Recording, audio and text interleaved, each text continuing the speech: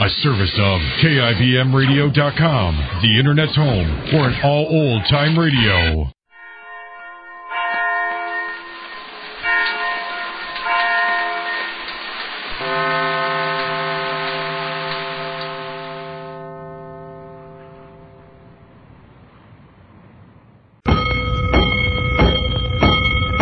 Five bells. Stand by all stations. Attention, all districts. A 5-alarm fire. 5 bells. Move in immediately. That's it. Let's roll. Let's go. Firefighters.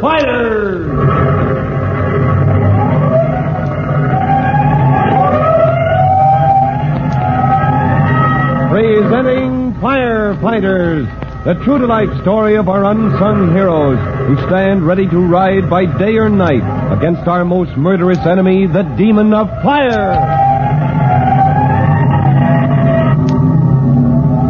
In just a moment, we'll join Chief Cody at that bright red car of his, right as it turns off Main Street and rolls with increasing speed toward the waterfront.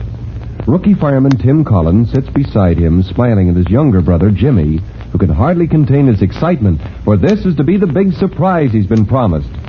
Well, where is Chief Cody taking him, and why? In just 1 minute, Jimmy's going to find out, and so will you, right after this message. Let's go, firefighters. Let's get back to Chief Cody's car as it swings onto a waterfront dock. Rookie fireman Tim Collins is looking almost as excited as his young brother Jimmy now, for just ahead of them is the reason for their coming. Yes, it's a boat, all right, but from the way Jimmy's eyes are popping, it's not just an ordinary boat, not in its looks or what it's used for. Well, let's get right up there as the car brakes to a stop.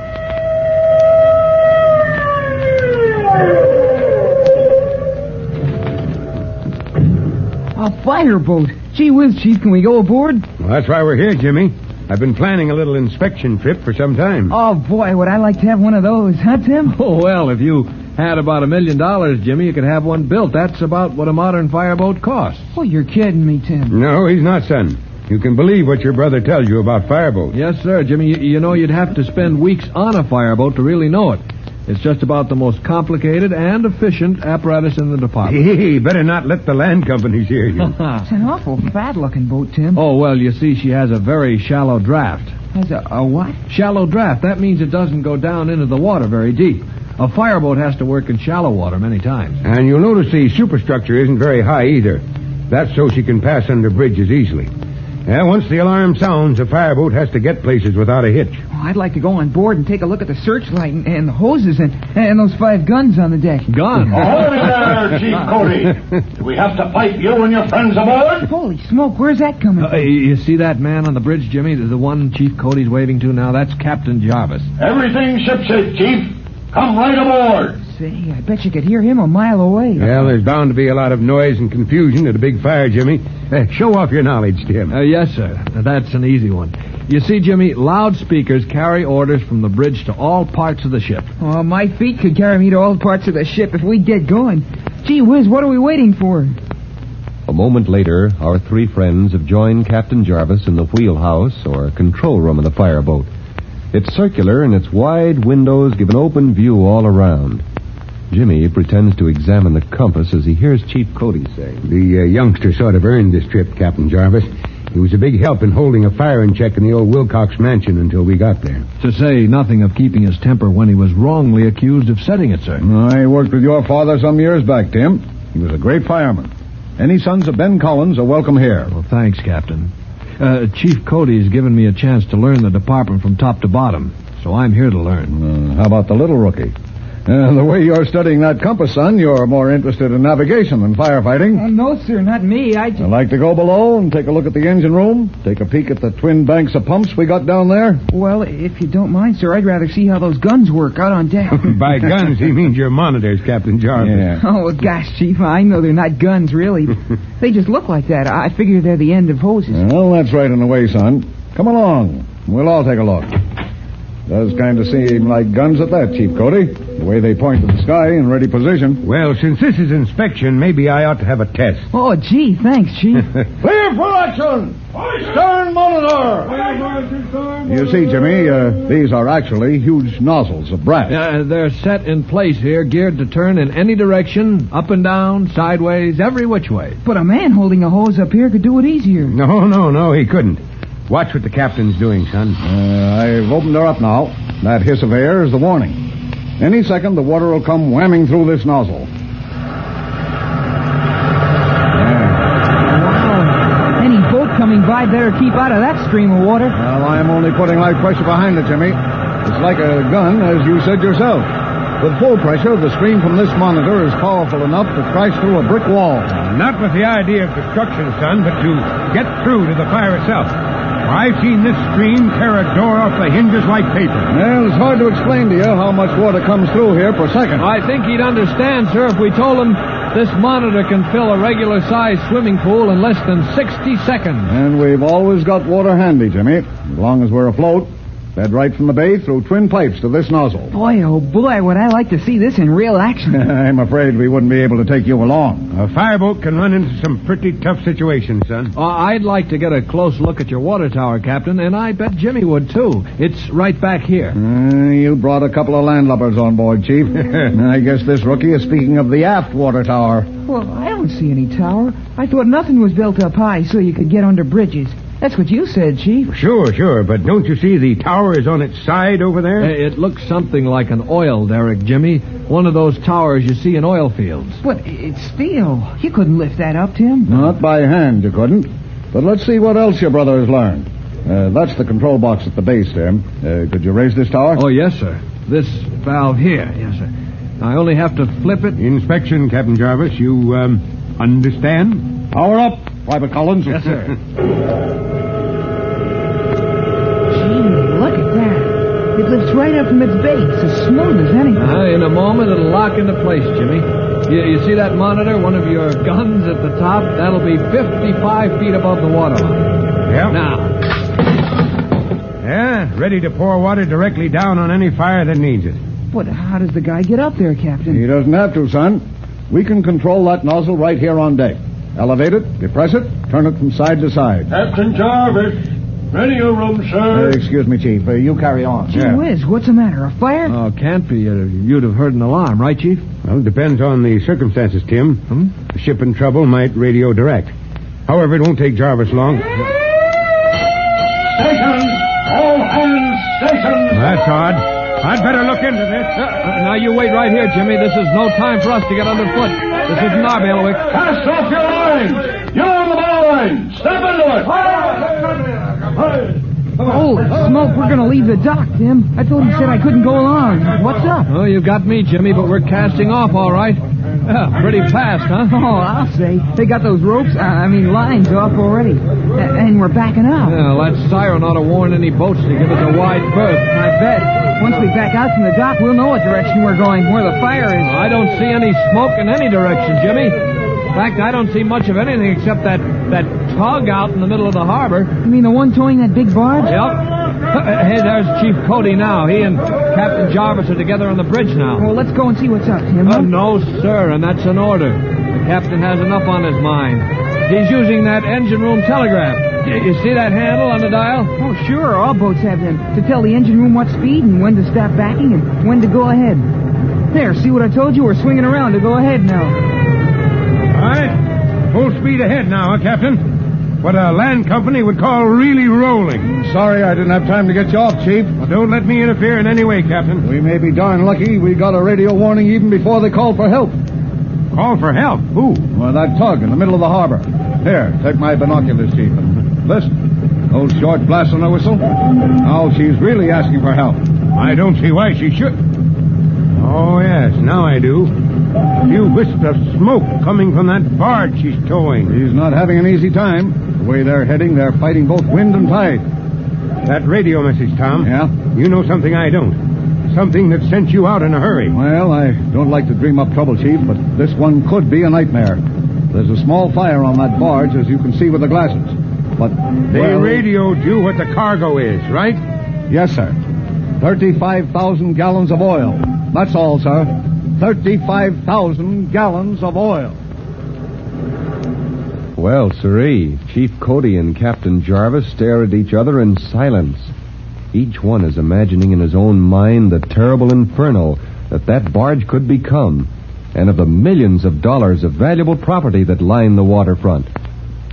Well, you better be sure and join us in this race against time, and don't miss the next exciting episode of The Firefighters.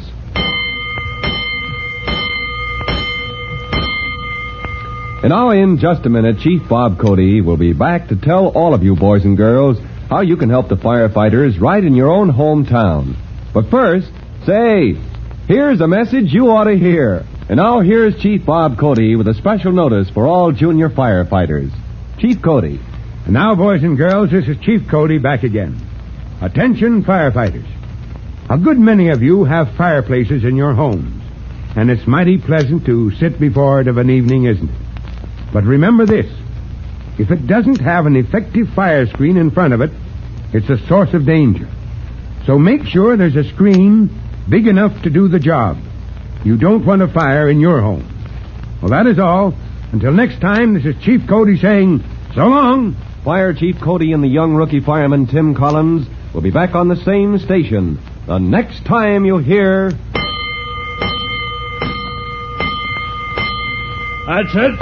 Let's roll!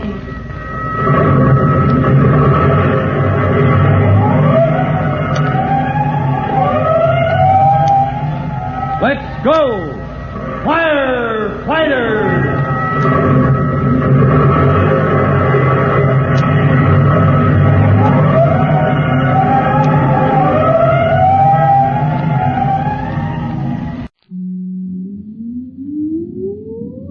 Countdown for blast off. X minus 5, 4, 3, 2, X minus 1, fire.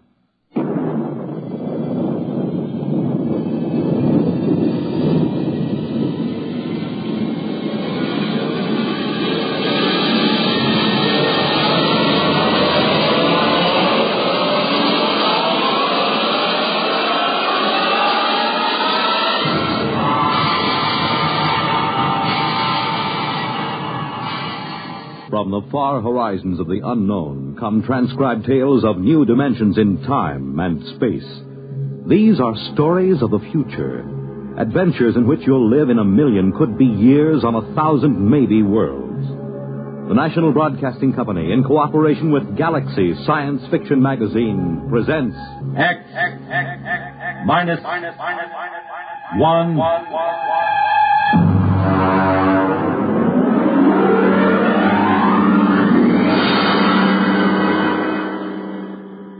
Tonight's story, A Gun for Dinosaur, by L. Sprague de Camp.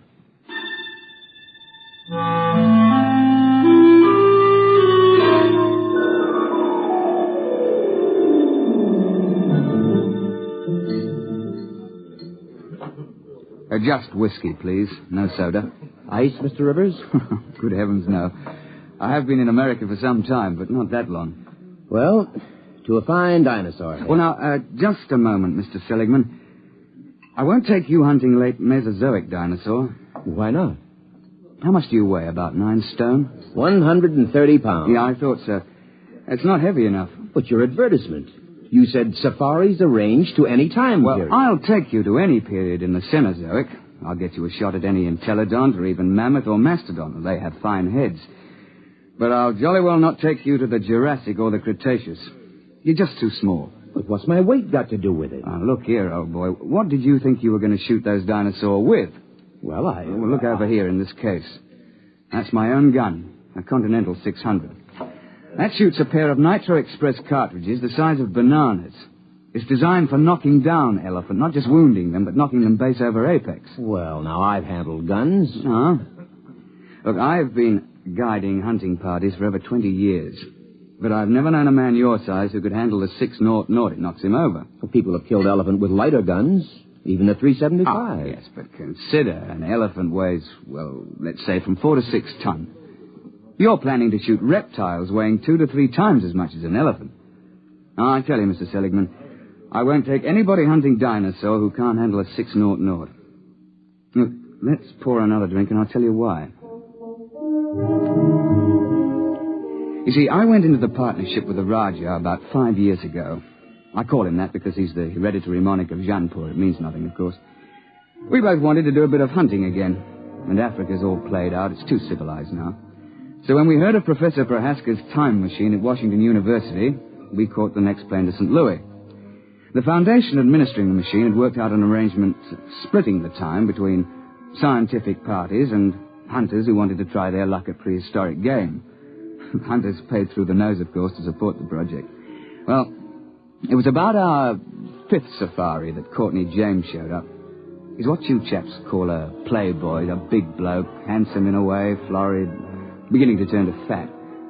He was on his 4th wife. And when he showed up at the office with a blonde, I assumed that this was the 4th Mrs. James. And he left her in the outer office and corrected my assumption. Bunny?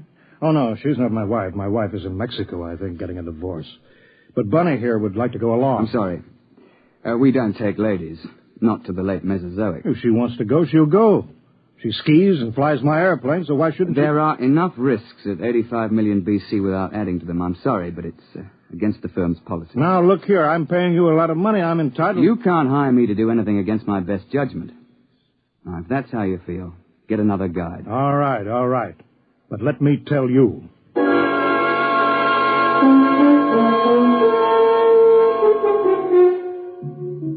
Oh, it ended with my telling him to get out of the office or I'd throw him out.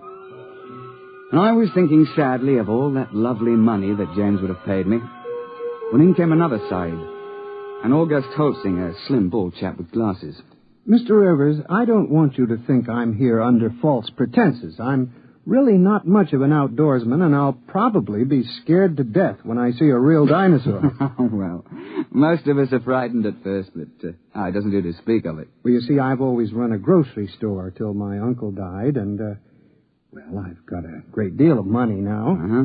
I'm building a new house. I'm engaged, you know, getting married, and, well, I'm determined to hang a dinosaur head over my fireplace or die in the attempt. A ceratopsian, I think. That's the one with the big horned head and the frill over the neck, isn't it? Well, you want to think twice about that, you know. If you put a 7-foot Triceratops head into a small living room, there's apt to be no room left for anything else. I know it's ridiculous, but I'm determined to do something big for once. Since there's no more real big game hunting, I'm going to shoot a dinosaur and hang his head over my mantel. I'll never be happy otherwise.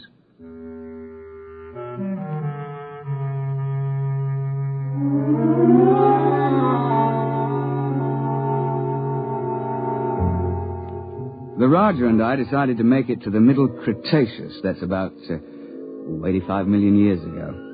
It's the best period for Dinosaur in Missouri. So we drove Holtzinger into the country to let him try the 600. It's rather heavy. Look, you look out. There's quite a kick. Couldn't you fire it prone? Oh, not a gun that big. There's not enough give. You'd break your shoulder. All right. Take the safety off. Like this? Take my hand. I'll help you up. Thank you. I think I better try something smaller. Well, he took a fancy to my Manchester 70, chambered for a .375 Magnum cartridge. That's a little light for elephant, and very definitely light for dinosaur, but we were in a hurry. And then, of course, just before we were ready to trek, James showed up and apologized for insulting me. He'd had a run-in with the girl, and he wanted to go along. And so we were off on safari. You all ready, gentlemen? Why, yes, I suppose so. Now, Mr. Holtzinger, you've met my partner, the Raja of Jaipur. How do you do, sir? How do you do? Well, shall we get cracking? After you, Mr. Holtzinger. Mr. James. Well, thank you. Let's get going. All set. We'll slam the hatch, and off we go. What happens? Nothing till the force field is built up. There she goes.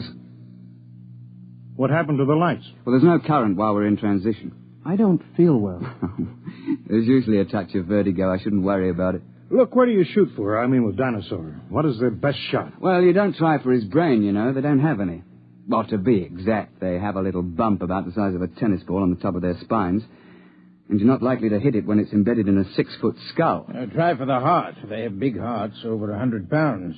An exploding shell in the heart will slow them down, at least. Oh, I see. Why do we have to go so far for a game? Why couldn't we just go back 50 years and shoot lions in Africa? Well, the machine won't work more recently than 100,000 years ago. Why? Well, look, I'm no four-dimensional expert on the subject, but it has something to do with what they call time paradox. You know, if people could go back to recent times, they might do something to affect history or kill their own grandfather, you know. And there's also some kind of taboo about sending people back to the same time again. There's paradoxes. Mustn't have them. What would happen? I'm not sure, but the university isn't taking chances. They've got about a billion years to cover. They won't run out of eras. Hello? Here we go. Oh, cheers, eh? Well, that's done it. April 24th, 85 million years BC. Now then, careful. Keep the safety on your gun. And don't shoot unless I give the word. Why?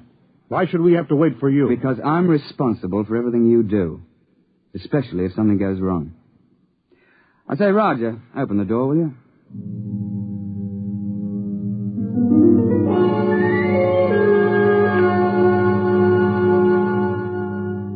In this period, the time chamber materializes on top of a rocky rise. At the west, you see the arm of the Kansas Sea that reaches across Missouri, and the big swamp where the sauropods live. To the east, the land slopes up to a plateau. It's good for ceratopsians. But the finest thing about the Cretaceous is the climate. It's balmy like the South Sea Islands, and not so muggy as the Jurassic. Oh, we sent the time chamber back off and looked about. It was spring, with the dwarf magnolias in bloom all over. Down towards the Kansas Sea, cycads and willows grew, while the uplands were covered with screw-pins and ginkgo. Yeah, well, I'm no ruddy poet, but I can appreciate a beautiful scene. Well, I was looking through the haze and sniffing the air. I got him! I got him! What the devil? You see it? There it goes! Confound it, you idiot! I told you not to shoot without word from me. And what happened? An ornithomine. Wandered out of the copse. Mr. James gave him both barrels. Missed. Now, look here, James. One of the biggest dangers on a safari is trigger-happy sides who get panicky. You're not to shoot unless you're told. You understand? Who do you think you are to tell me when to shoot my own game? Now, look here. Firstly, if you shoot off all your ammunition before the trip is over, your gun won't be available in case of a pinch. And secondly, if you empty both barrels, what would happen if a big theropod should charge before you could reload? And finally, it's not sporting to shoot everything in sight. Is that clear? All right. All right.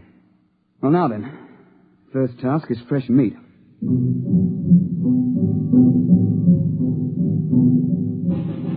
As I told you, Holsinger wanted a ceratopsian head.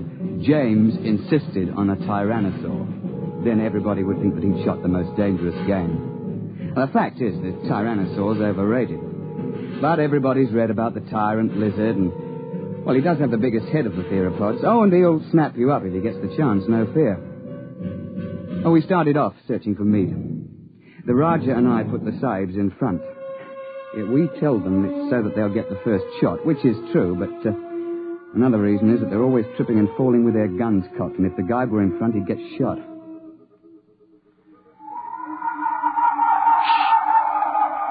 Boneheads. Where? See? Crouching over there. Feeding on those cycads. It's about the size of a man. They look intelligent. Well, not likely. That bulge on the head is solid bone. Now then, hold on there, James. You've had your shot for the day. Hold your fire until Holsinger shoots. Yeah, sure. All right, go ahead, Mr. Holsinger. Doesn't matter which one? No, here. Try that one by the rock. There's a good clear shot. Well, take your safety off. Oh. Go ahead now. Well? Shh. Nuts, I've had enough of this. James, don't... I got him clean right through the heart. First shot, how's that? I thought you were going to give Holsinger the first crack. It's his turn. Well, I waited. Took so long I thought he'd gotten buck fever. Very well. But if this sort of thing happens once more, we leave you at camp the next time we go out. The next couple of days we trekked around the neighborhood and then headed over to the sauropod swamp, over to the west. We were staked out along the edge of the lake, watching a big beggar out in the swamp waving his head about. And they're the big ones. They look something like the Brontosaur. Can't we shoot him? I wouldn't. Why not? Well, there's no point to it, and it's not sporting. Look, if you kill one in the water, he sinks and can't be recovered. And if you kill one on land, well, the only trophy is that little head on the top of that long neck. You can't bring that whole beast back because he weighs 30 tons or more. That museum in New York got one. Oh, yes. Well, they sent a party of 48 to the early Cretaceous with a 50 caliber machine gun. They spent 2 solid months hacking and sawing the carcass apart and hauling it to the time machine. I know the chap on the project, and he still has nightmares in which he smells decomposed dinosaur. And they also had to kill a dozen big sauropods who came in for the party. And then they had them lying around, too. They lost 3 men. Reggie, Duckbill. Where are they? Up there at the shoreline. Now, keep your voices down. You see? With the crest on the back of their heads. Mr. Rivers, I've been thinking over what you said about those heads. If I could get one of those duckbills, I'd be satisfied. It'd look big enough over my mantle, wouldn't it? I'm sure of it, old boy. Well, let's be off. Roger, you wait here with Mr. James. Shouldn't take us long.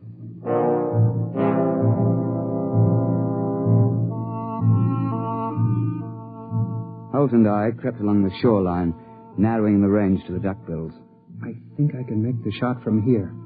I'll be ready in a minute. My shoe is loose.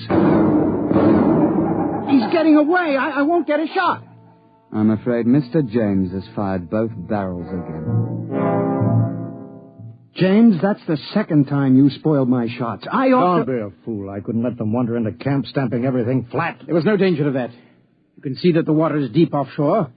It's just that our trigger-happy Mr. James can't see any animal without shooting. And if it did get close, all you have to do is to throw a stick of firewood at it. They're perfectly harmless. But how was I to know? I believe I mentioned it. Well, what are we on this miserable trip for, except to shoot things? There are certain rules, you know. You call yourselves hunters. I'm the only one who was hitting anything. Now, just a moment, old man. You're behaving like a confounded skite with more money than brains. I should never have brought you along. Well, that's how you feel. Give me some food and I'll go back to the base for myself. Now, don't be a bigger ass than you can help. That's quite impossible. All right, I'll go alone. I wouldn't want to pollute your air with my presence. Yeah, that's an attractive thought, Reggie, but we can't let him go. He'll get lost or starve. All right, I'll go after him.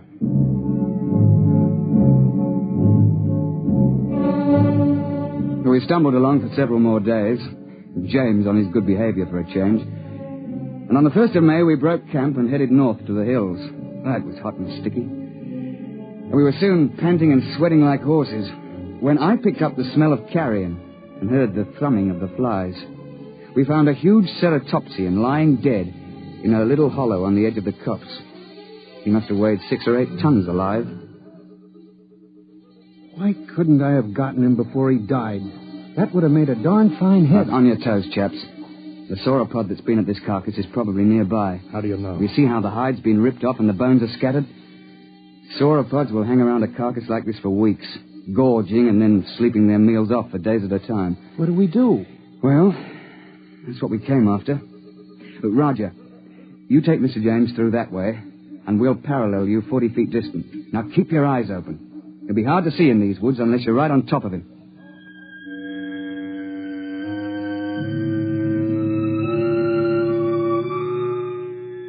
We pushed through the edge of the copse, looking for the huge flesh-eater who'd been at the carcass. I could hear James and the Rajah pushing ahead on my right. We were separated by a gully when I heard a noise ahead on our left. What is it? I don't know. Take the safety off your gun. Oh, there it is. It's one of those boneheads. Oh, well, they're not dangerous at any rate. But be careful. That sauropod might still be around here. I've got him! Got him clean! Well, he's done it again. He shot the bonehead. I've got him! Look out! Look out! Dinosaur!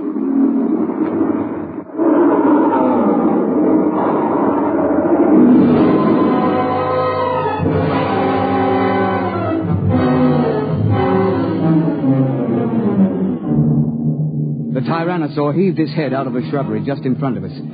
Look, the scientists can insist that Rex is bigger than Trionches, but I'll swear that this Tyrannosaur was bigger than any Rex ever hatched. It must have stood 20 feet high and been 50 feet long. I could see its big, bright eye and 6-inch teeth.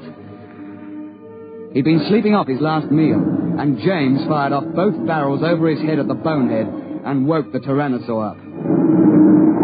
Get back! Get back, you fool! Gun's empty and Roger can't get a shot. Found it. There goes the beast in behind those ferns. Holzinger! Holzinger! Come back! Your gun's too light for that beggar!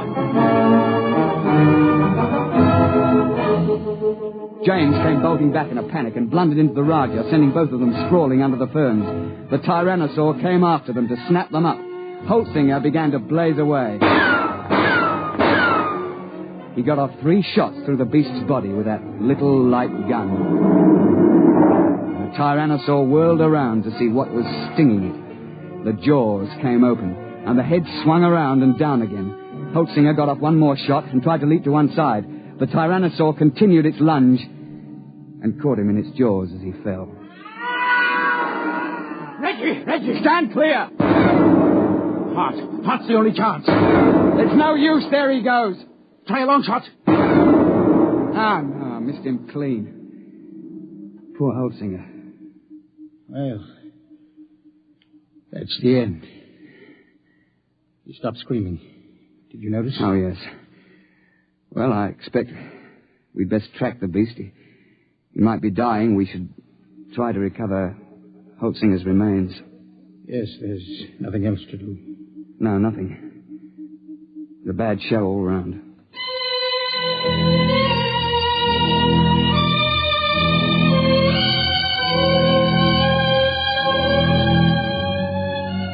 An hour later, we gave up and went back to the glade looking very dismal. Where have you two been? We were occupied. The late Mr. Holzinger. Remember? You shouldn't have gone off and left me. Another of those things might have come along. Isn't it bad enough to lose one hunter through your stupidity? What? Sure, you put us in front of you, so if anybody gets eaten, it's one of us. That's... You stinking little swine. If you hadn't been a first-class idiot and blown those 2 barrels again, this never would have happened. Holzinger died trying to save your worthless life. And I wish he'd failed. Boy, I ought to... Now then, my laddybuck, I'm glad you did that. It gives me a chance I've been waiting for. Now get up, and I'll be glad to finish off. You won't finish anybody off. All right, put your hands up. Both of you. Put that gun away. Don't be an idiot. I won't let anybody do that to me. You can't get away with murder. Why not? Won't be much left of you after you're hit with a 600 explosive shell. Nobody could prove anything. They can't hold you for a murder 85 million years old. The statute of limitations, you know. Nice work, Roger, old chap. Yes. Cretaceous rock. Doesn't quite have the balance of a cricket ball, but it's a bit harder, what? Well, suppose we tie this chap up and take him back to camp.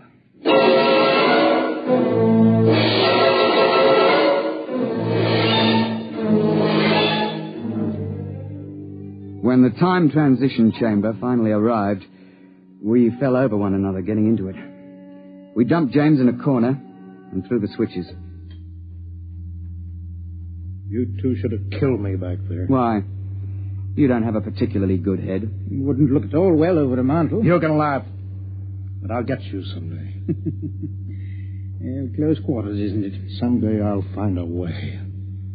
I'll find a way and I'll get off scot-free, too. My dear chap, if there was some way to do it, I'd have you charged with Holzinger's murder. Look, you'd best let well enough alone. No, I'll kill you. Both of you. Somehow. Cigarette, Roger? Thanks.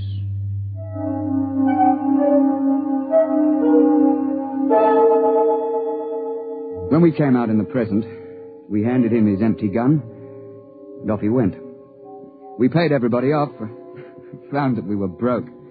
But quite luckily, a steel manufacturer turned up who wanted a mastodon head for his den. While we were standing in the laboratory at the university waiting for the time chamber, the technician, he's a bookish chap, a theoretical temporal physicist, was watching his dials and scopes. Oh, by the way, Mr. Rivers, you just missed him. Missed who? That last client of yours, Mr. James. Well, that's good luck. And what was he doing here? Oh, he told me quite a tale. Said he'd lost his wallet back there. Said it contained some very valuable papers. Must have been valuable. Paid the university fee of $5,000 for the use of the chamber. He's on his way back there now. Back where? Well, he told me to send him back a few minutes before you arrived the last time. Then he could see himself drop the wallet. He's going to stand there and watch himself come out? Yeah, but doesn't that create what you chaps call a paradox? What happens when a man tries to occupy the same time twice? Well, we don't know. It's never been tried before. Well, we tried to warn him, but he insisted. Yes, I know. He's a headstrong chap. Still, you wouldn't think he'd chance it just for the sake of a wallet. Was he armed? Yes. He had a 375 Express. 375? That's odd. He knows it's too light for Dinosaur. Yes, but not too light for a man. I say, Roger, you don't think Mr. James is lurking behind a bush back there until we show up again? And planning to pot us as we step out? That's impossible. We already did step out of the chamber and nothing happened. Yeah, but that was before Mr. James was waiting with an express rifle cocked. Hey, Doctor? What, you mean he's planning to murder the two of you? Well, I wouldn't be a bit surprised. I don't suppose there's anything you could do to stop the process now. No, it's too late. The chamber's in transition now. Look, hadn't you better get out of here before he kills you? Well, there's no point in running. If Mr. James's theory is right, we've both been dead for 85 million years. We might as well wait and see what happens. Transition point coming up. Well, it's been quite a world up to this point. Hey, Roger? Yes, right. Here it goes.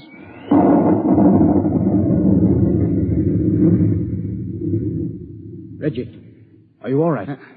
Well, I seem to be. What happened? The time chamber. It's back. We'd better get it open.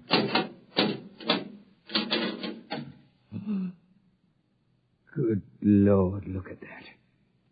Ghastly, isn't it? Where did it come from? I'm not sure. But I rather think it came from the Middle Cretaceous era. It wasn't here a moment ago. Ghastly mess. Looks as if every bone was pulverized and every blood vessel burst. I dare say. But that's his gun, all right. It's James, there's no doubt of it.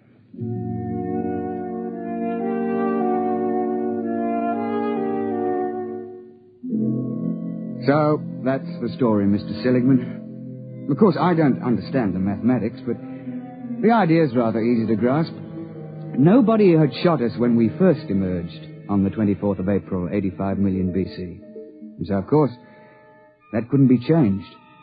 The instant James started to do anything that would make a paradox, the space-time forces snapped him forward and ripped him to bits. Well, they know a good deal about that now, and there's a safety margin of 500 years between each trip. You can't have paradoxes, you know. It just isn't done. And you see, I'm a lot more careful now. I shouldn't have taken James when I knew what a spoiled, unstable sort he was. Or Holtzinger either. When I saw that he was too small to shoot a dinosaur gun. With a heavier gun, he'd probably have knocked the Tyrannosaur down and saved his own life. So, Mr. Seligman, that's why I won't take you to that period to hunt. I'm sorry, but you're just too light. You're not big enough to handle a gun for Dinosaur.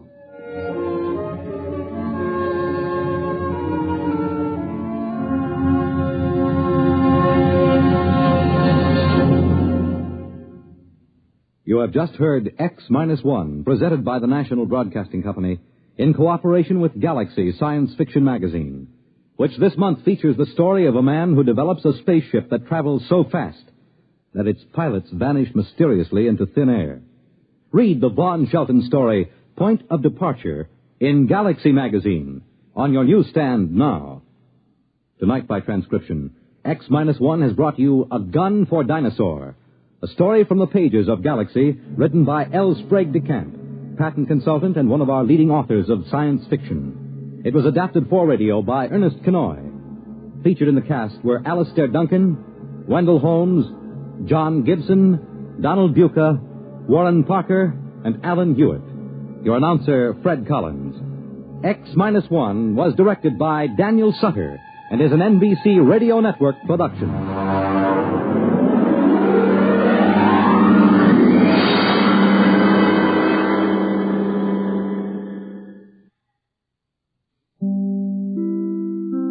When Jerry Hall went to Mrs. Patricia Gregory's home at midnight and begged her to take him on the Gregory yacht, which was sailing for the South Seas to search for Mrs. Gregory's long-lost little daughter, Joan, Jerry didn't even dream of the weird adventures the cruise would lead to. Now the Gregory yacht is tied up at one of the piers on Euclidia, the magic island, and lashed securely to it is Johnson's boat, also captured and held prisoner when Johnson sailed to the rescue of the Gregory party. Two things have happened, however, which give Mrs. Gregory and her party more reason for hope than the Euclideans know anything about. We hear them planning how to use these advantages as they talk excitedly in the radio cabin. Before you say anything further about your plans, Captain Bradford, might I ask one question? Go to it, Joan. The more mistakes we can find before we make them, the better off we'll be. I merely wanted to ask if you were quite sure none of the Euclideans had been in this room since Jerry and I left to go to the laboratory. I'm sure of that, aren't you, Tex? I was just trying to think, Pat. Of course, we were in and out of here while we were working down the hold, but I'm reasonably sure no one else was in here. We didn't leave the cabin for any great length of time. What do you want to know that for, Joan? Because, Jerry, we are now going to discuss our plans for escape from this island, and we cannot do so unless we are absolutely certain of privacy while we are speaking. Golly whiskers, Joan, you're right. And if any of those Euclideans were snooping around in here, they might have done something to this seaweed cloth so we wouldn't shield us from the sound and the light beams anymore. Precisely. Hey, what did I tell you about sounding like old G47? I am sorry, Jerry. I should have said exactly. Now, your point is well taken, Joan, but I think we'll have to take the chance. Is there any way we could tell if the cloth had been tampered with, Joan, dear? No, Mother. It can be sprayed with a liquid which robs it of all opaque properties. Yet the change cannot be detected. Well, I'd say we didn't have time to worry about it. We've only got a few minutes to figure this thing out. Right, kid. I'm for taking a chance and going ahead with the plans. Because any minute now, one of those Euclideans is going to come running in here and ask what we know about my formula blowing up. You two had better tell Tex and me exactly what happened. Then we can fit our plans into it. Well, we started to get ourselves into trouble, so we'd be taking a G47 in the laboratory. And we got taken there mighty fast and without getting into trouble. We met the submarine commander. She took us to the sound channel, the only room on the island where one may always talk without being overheard. Yeah, and that's the craziest room you ever saw. More funny noises and funny things without any sound. Some other time, kid. Get on with the story. I'm sorry. Well, that girl commander took us in this room just so we could talk to her without anybody hearing us. And we told her about the formula. How it filled the laboratory with gas and put everybody in the room to sleep the minute it was completed. Oh, do you think it was wise to trust her that way? I was in doubt at first, Mother, but her subsequent activities quite definitely substantiated Jerry's method of procedure. That means everything came out okay. I thought that might be it, kid. Go ahead. Well, so we told this gal how we wanted to get into the laboratory to watch the experiment finished, how we had the cotton in our noses so the gas wouldn't put us to sleep, and that we wanted to get in there just before the blow-up so G47 wouldn't have time to ask us questions or send us away someplace else. The commander then left us in the sound channel while she went to learn of the progress of the experiment.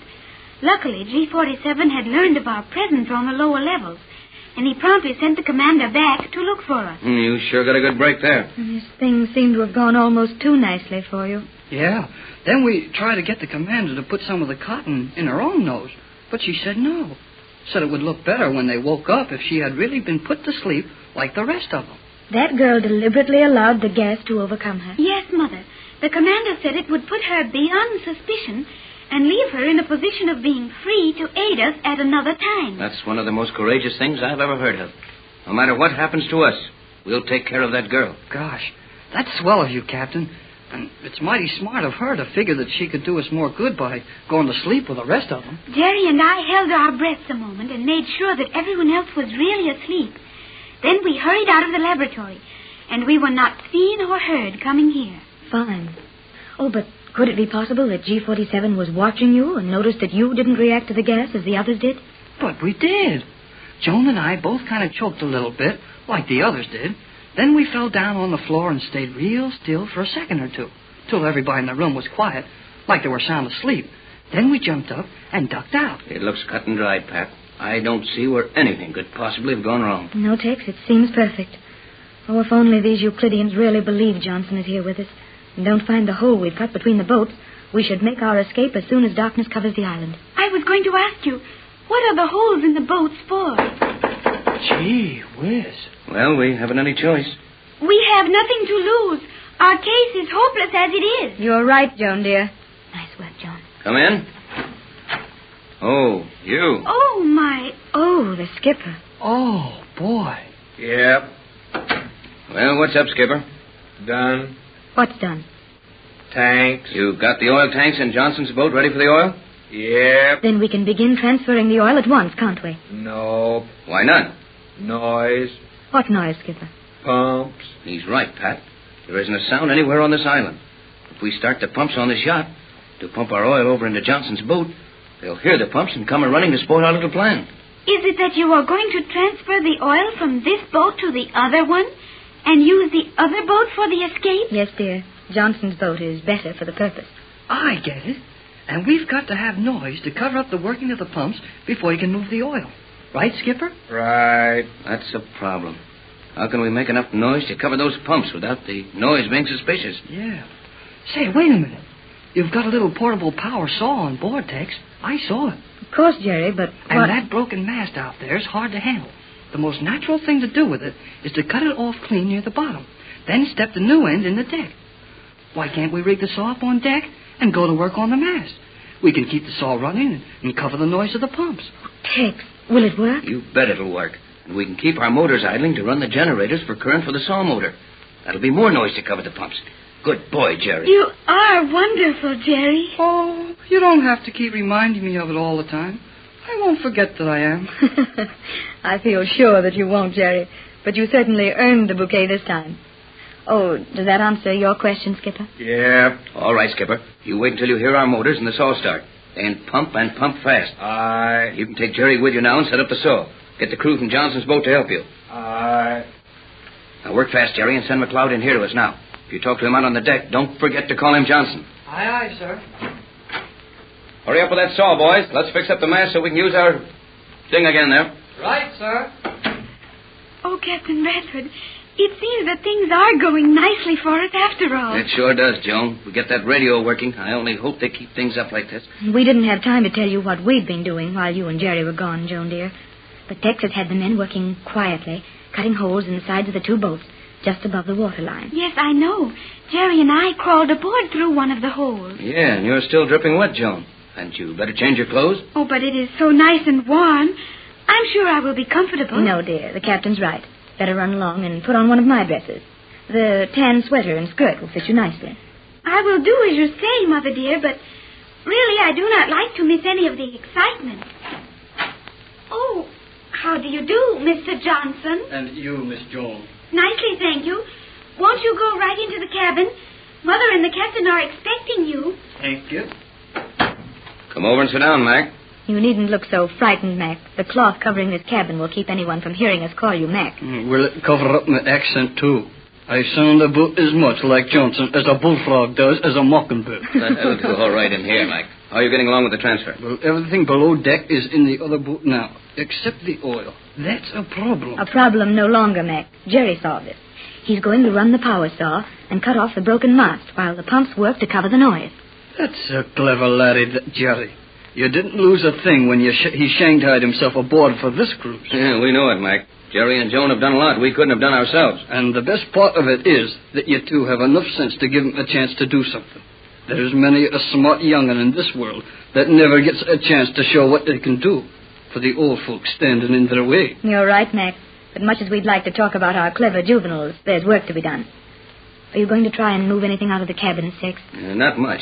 We'll take this radio and my instruments the last thing, in the dark, just before we shove off. I'm afraid you'll have to get along with very few clothes and luxuries, Pat. You know how much that worries me, Tex. What else? Well, I'm not so sure about the fuel supply. Remember, we've only a little oil here. And those diesels on the other boat burn it up fast. How far will we have to run from here to be safe? That depends on how soon our going is discovered, I think, and how well organized the Euclideans are to stop it. Yes, if we can get clear away before the scientists in that laboratory start waking up, we may be all right. But the most we can get 50 miles from here with that oil, then sail. And sail will be too slow if they really take out after us. Well, all we can do is to make the try, Captain. There goes the motors and so. Duck back out there, Mac. Get down into your own engine room without being seen and start those pumps. Use the full flow. You ought to transfer all the oil in half an hour. Half an hour will be ample time. I'll follow you.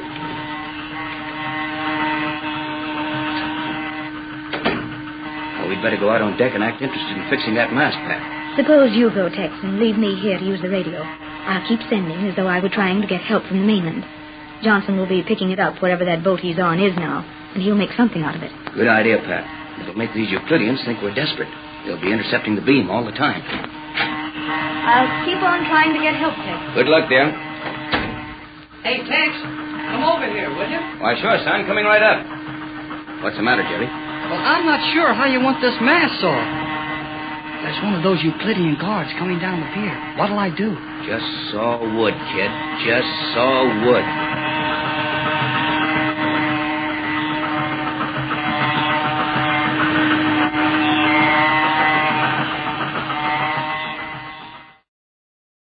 Faster than a speeding bullet.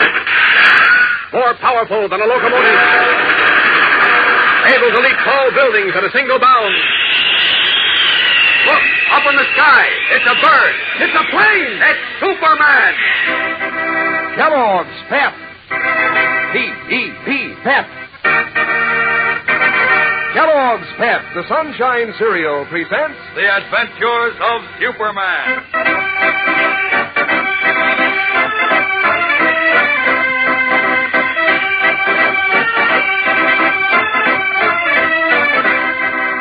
Today, Rufus Pelly, the unscrupulous munitions manufacturer who seeks to wreck the World Peace Federation, plans a counterattack against the Daily Planet star reporter, Clark Kent.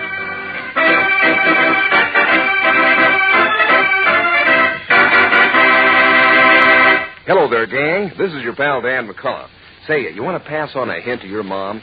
Well, if she finds it a tough job to get folks out for breakfast in the morning, tell her how everybody comes a-running when Kellogg's Pep heads the menu.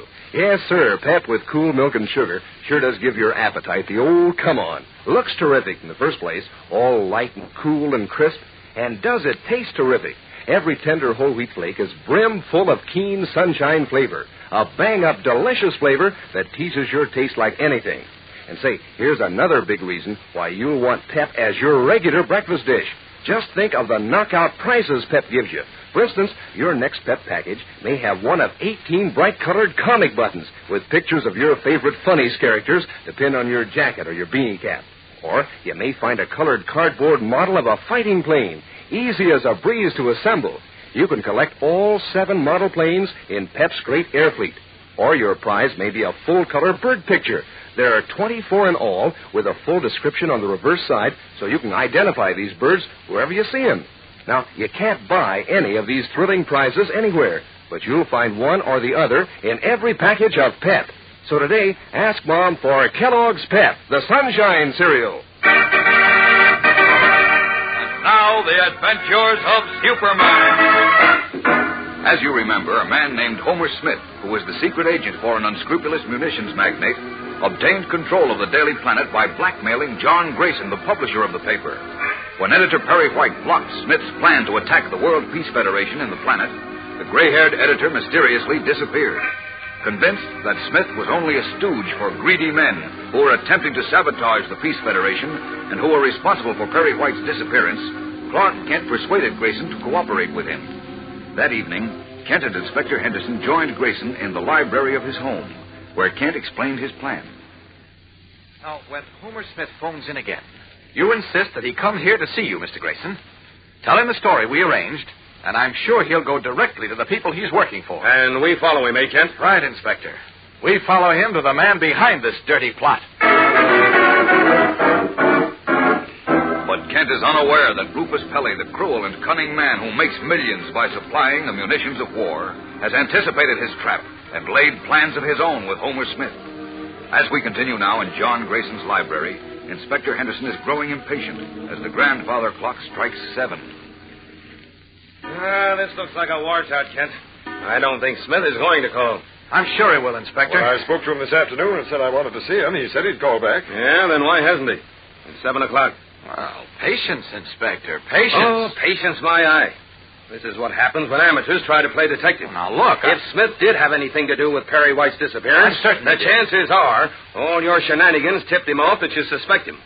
Now, this time, he's probably flown the coop. No. Smith isn't a petty crook who scares easily and runs away. He knows his tracks are well covered, and he's working for people who are playing for big stakes. The wrecking of the World Peace Federation. Do you think men who don't hesitate at blackmail, abduction, and even murder scare easily? Well, I've seen plenty of big-time criminals who didn't hesitate at anything until they felt the hot breath of the law on their necks. And they turned yellow and ran for their lives. Well, that may be true, but unless I'm very wrong, Inspector, this is a different breed of criminal from any you've ever encountered. We're going after criminals who want mass murder. War. Yeah? Who says so? I do. Look at the lengths they've gone to in order to sabotage the Peace Federation. The only organization that can prevent war. Why, they blackmailed Mr. Grayson here, publisher of one of the greatest papers in the country, abducted its editor, murdered a taxi driver. Okay, don't go into all that again. Well, I think Kent's right, Inspector. Well, maybe. But that's all the more reason you two shouldn't have monkeyed with Smith without police help. You, Grayson, should have come to me the moment Smith went to work on you. Yes, Inspector, I suppose so, but... Well, frankly, I was scared. That evidence Smith manufactured would have put me on trial as a traitor. It was so well framed that I'd probably have been convicted. That would kill my wife. I see. Now, don't you worry, Mr. Grayson. I've got a hunch we're going to clear up the whole mess tonight. Uh-oh. Yeah. Maybe that's Smith now. Now, wait a minute. You know what you're to say to him now. Yes, I know. I'm to get him out here. Right. And hold the phone a little away from your ear so Kent and I can hear. All right. Hello? Grayson? Yes, is this? Homer Smith. It's him. Oh, yes, Mr. Smith. As I told you this afternoon, I have something very important to discuss with you. If you could possibly come out here this evening... I know. I called to tell you I'm sorry, but I'm busy this evening. But this is very important. Look, Grayson, you appointed me your personal representative with full authority to govern the policy of the Daily Planet and that planet. It's too late to change your mind now. So I'm disregarding that letter you sent to Kent today. Oh, but listen. Oh, look here, Smith. I'm still the publisher of the Planet. I can fire you at any time, you know. Don't try to bluff me, Grayson. I don't bluff easily. Goodbye. Wait. Smith, wait. Oh, hung up. So he was going to fall into your trap, eh, Kent? He was going to come out here, listen to a cock and bull story, then lead us straight to his gang in Perry White, huh? This looks bad, Kent. I don't understand it. Well, it's as plain as the nose on your face. Smith thinks Mr. Grayson is too scared of a trial for treason to stand in his way. But if Grayson was still that scared, he wouldn't have sent Smith that letter today, ordering him to suspend publication of the Planet until further notice. Well, he figures that was strictly a bluff. Which it was. How could he think that when Grayson deliberately defied him? And when he didn't knuckle under to him on the phone just now? No, this doesn't add up, Inspector. It just doesn't. Smith should be out here like a shot. Or at least tell Grayson to come to his place and then try to scare him into submission again.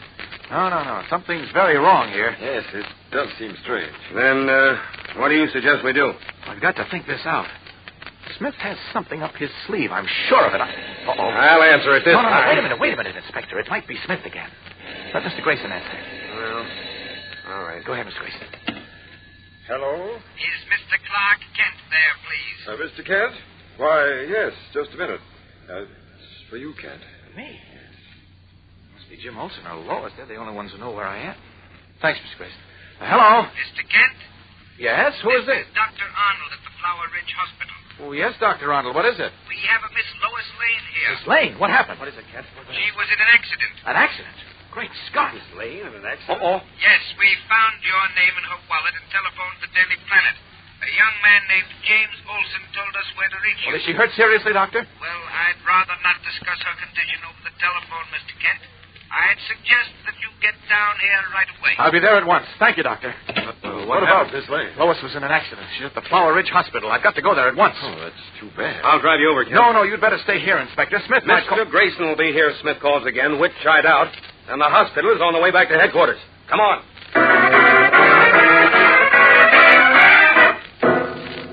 Miss Lois Lane was brought into your hospital this evening. What room is she in, please?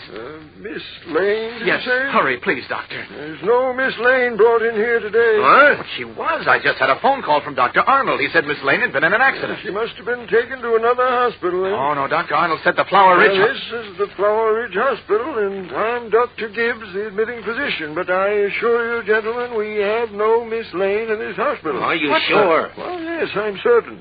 What's more, there's no Dr. Arnold connected with this hospital. Startled, Clark Kent and Inspector Henderson stare at the admitting physician and then at each other. What does this mean? We'll know more in a moment when we return for the startling climax of today's episode. So stand by. You know, gang, in summer especially, it's a good idea to be an eager beaver about breakfast. Because if you don't eat right in the morning, how can you feel like cramming all the fun you'd like into each vacation day? So tomorrow morning, just breeze up to a dish of Kellogg's Pep, the Sunshine cereal. See how Pep, with cool milk and sugar, tickles your taste, puts your appetite in the mood to eat. Just get that lively Pep flavor, a golden toasted flavor. Get the cool crispness of each light whole wheat flake. And get those swell Pep prizes. Yes, sir, those swell surprise prizes. Because you can never tell which kind of a prize you'll find in your next package of Pep. For instance, you may find an exciting colored cardboard model of an Allied plane, easy and fun to assemble. There are 7 model planes you can collect. Or you may find one of a great new series of 24 bird pictures with a description on the reverse side to help you identify each of these birds when you see it. Or your next Pep prize may be a bright-colored comic button with a famous character out of the funnies, one of 18 keen buttons to wear on your beanie cap or jacket. So hop to it, gang. Get busy collecting all 3 kinds of these wonderful prizes. Ask Mom to get you a package of Kellogg's Pep next time she goes shopping. At the Flower Ridge Hospital, Clark Kent and Inspector Henderson have just been told that Lois Lane is not a patient there, despite a phone call Kent had received. Moving away from the admitting physician's desk, Henderson says... This is strange, Kent. It certainly is, Inspector. I can't understand... Great Scott. What's the matter? I just thought of something. Look, Inspector, you get back to John Grayson's house as quickly as you can. I'll meet you there. Grayson's house? What for? I've got a hunch there's trouble. I'll verify it in a moment. Then I'll meet you at Grayson's. Yes, but what do you want? For heaven's sake, don't stop to ask questions now. Get out there as soon as you can. Rushing from the hospital, Clark Kent steps behind a dark hedge, strips off his business suit, and stands revealed in the blue costume and red cape of Superman. Then, up, and away!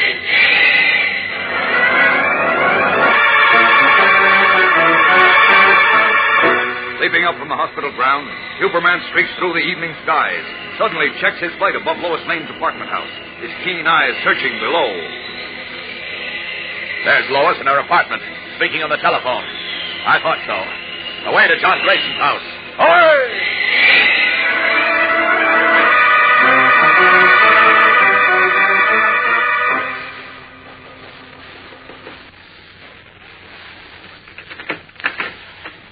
Yes? Oh, Mr. Kent. Where's Mr. Grayson, Phillips? He was taken away, sir. Taken away by whom? By 2 police officers. Police officers? Yes, sir. They showed me their badges when I answered the doorbell. Yes? I let them in, and they told Mr. Grayson he was under arrest. Arrest? Mr. Grayson asked why and demanded to see their warrant. Yes? But they produced their revolvers instead and insisted that he accompany them in their car. Was it a police car? Why, I suppose there was a... Good heavens. I just remembered, Mr. Kent. What? Our police cars are painted blue and cream. This car was maroon. I was afraid of this. Suddenly frightened, John Grayson's butler puts a shaking hand against the door for support. But Clark Kent stands rigidly while thoughts race through his mind. That phony report of Lois's accident. It was to get Henderson and me out of the way. Smith, he's behind this. Now what do I do? Where do I look? Kent knows now that he's stymied by Homer Smith and Rufus Pelley, evil men who would plunge the world into another bloody war to line their own pockets. Now that they've fooled Kent and captured John Grayson, while Kent sought to trap them, the lives of 2 men are at stake. Can Superman pick up their trail in time? Monday's episode provides the answer to many questions, so don't miss it. Tune in, same time, same station. And remember, for breakfast, it's Kellogg's Pep. For excitement, the adventures of Superman.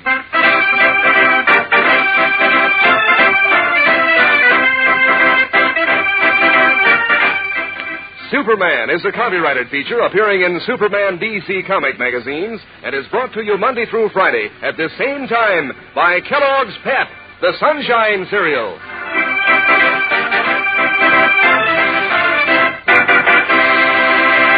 Say, gang, think of all the famous names you know, and you'll think of Kellogg, the greatest name in cereals. Then you'll think of Kellogg's Shredded Wheat. Makes breakfast loads of fun. Crisp tender biscuits of whole wheat, toasted just right, and packed with natural nut-sweet flavor. Just the right size, too, made to fit the bowl. As for nutrition, well, Mom knows that whole wheat is mighty good for you. And for economy, she likes the 15 biscuits in every package. Try Kellogg's Shredded Wheat. You'll like it. And be sure to be with us on Monday for the thrilling adventures of Superman. This is the Mutual Broadcasting System.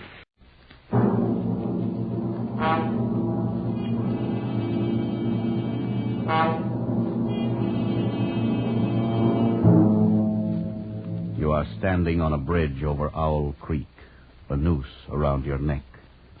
You have but a few seconds left to live.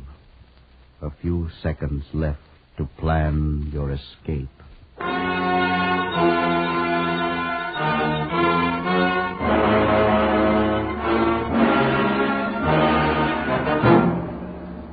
Escape, produced and directed by William N. Robeson, and carefully contrived to free you from the four walls of today for a half hour of high adventure.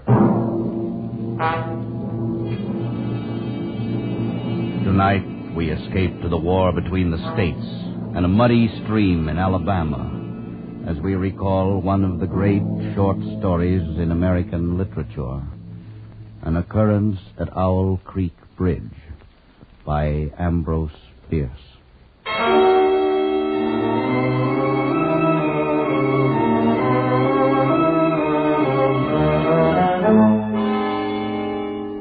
A man stood upon a railroad bridge in northern Alabama, looking down through the ties at the swift water 20 feet below.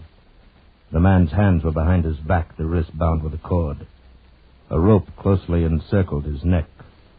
It was attached to a stout cross timber above his head, and the slack fell to the level of his knees. He watched a piece of dancing driftwood racing down the current beneath his feet. He thought, if I could just free my hands, I might throw off this noose and dive into the creek. If I swam underwater, I'd be safe from their bullets. If my wind held out, I could make the southern bank, take to the woods, and get away home.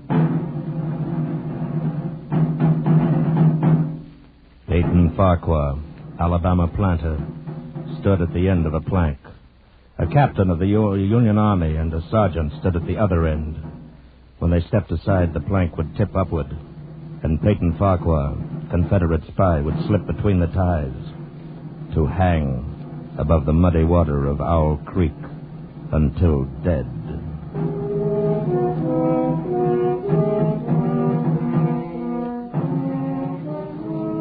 Even in this far outpost of Sherman's march to the sea, the formalities of death are observed by these men who are most familiar with him. The captain's company is drawn stiffly at attention along the tracks on the northern side of the bridge. The lieutenant stands erect on the bank of the stream, the point of his bared saber scraping the gravel on the roadbed. Peyton Farquhar is being ushered into the Confederate beyond with every Union amenity.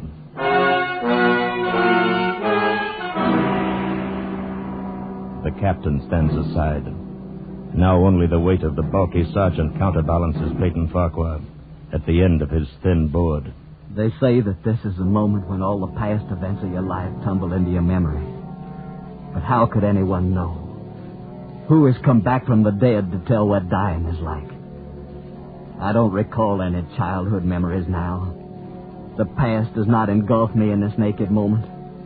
I'm only aware of what's here, now. Those Yankees lined up on the bank. His captain's tired eyes. That turkey buzzard circling up there, waiting for me. And that noise. That beating, driving sound like a distant engine. A pump. The roll of thunder on a summer evening. Coming closer. getting louder. Choking.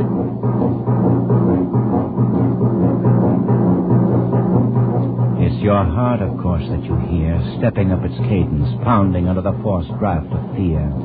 Now you see nothing, remember nothing, sense nothing, but the strangling, suffocating beat of your own heart, throbbing its final protest. You stand there, erect. The work is nearly at an end now. The captain draws his sword, flourishes it to a carry, sings out a command. Company! Parade! Rest! The men on the bank smartly spread their legs, thrust hands forward over the rifle barrels. The sergeant on the end of the plank takes one step to the left. The plank tips forward. And Peyton Farquhar drops between the timbers of Owl Creek Bridge.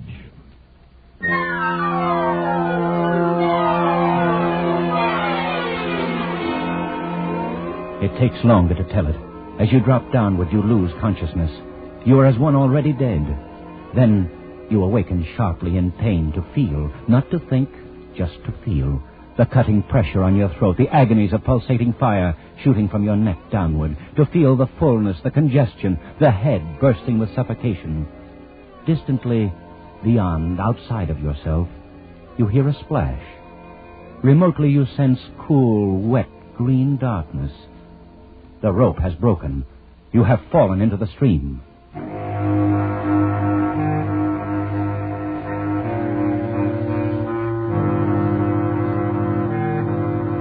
Now thinking returns slowly.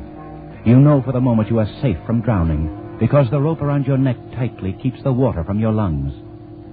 Then I shall die hanging at the bottom of a river. And that's absurd. If I can get my hands free. I must get my hands free. Come, Peyton. They can't lick you. Try again. Once more. Good boy, the rope's given.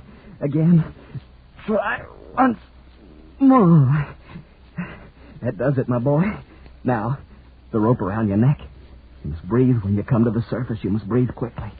For if they haven't hanged you and they fail to drown you, you can't let them shoot you. Loosen that rope around your neck. You must get it loose. Now.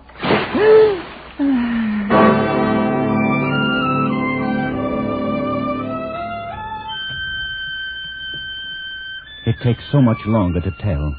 You are now in the fullest possession of your senses, and again time stops. You feel the ripples of the water upon your face, and hear their separate sounds as they strike. You see the trees on the bank, and the leaves, and the veining of each leaf, and the very insects on them. The locusts, the brilliant-bodied flies, the gray spiders stretching their webs from twig to twig, the prismatic colors of the dewdrops upon a million blades of grass.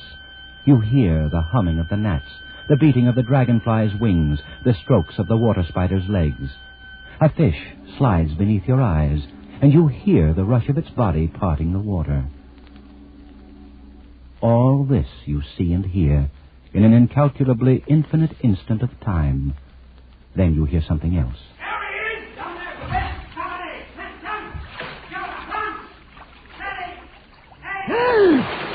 You dive deeply, but above the ringing in your ears, you hear the volley of the rifles. And as you rise toward the surface, you meet shining bits of metal, singularly flattened, the distorted and spent bullets, oscillating slowly downward past you. One catches in your collar, and it feels uncomfortably warm. You snatch it out. And this gray piece of Yankee lead reminds you of the gray uniform of the soldier who is responsible for you being here. You recall that it was only night before last when the soldier had ridden up the driveway as you and your wife sat under the magnolia trees in the cool twilight. Good evening, sir. Good evening, Corporal. Wonder if I might trouble you for a glass of water, sir. Why, of course, Don't disturb yourself, Peyton. I'll go fetch it. You're most kind, ma'am. If you'll just indicate the well... Nonsense. You just sit a spell with my husband. You look as if you could do with some rest. Yes, ma'am. Reckon I could. I'll be back in a jiffy. Thank you, ma'am. Whose command are you with, Corporal? Colonel Tolliver, sir. 13th North Carolina. We get so little news down here. How are things going at the front? Not good, sir. The Yankees are getting ready for another advance. They're repairing the railroad. Got it in shape almost to Owl Creek Bridge. And they got an outpost there. Once they can run the trains beyond the bridge, there's nothing to stop them between here and Atlanta. Then why hasn't the bridge been destroyed? The military couldn't get near it.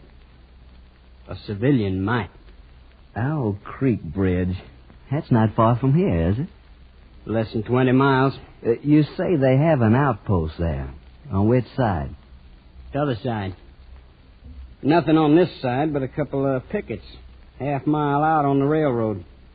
And a single sentinel at this end of the bridge. And that bridge is important? Sure is. What if it were destroyed? Hold up the Yankees for several weeks.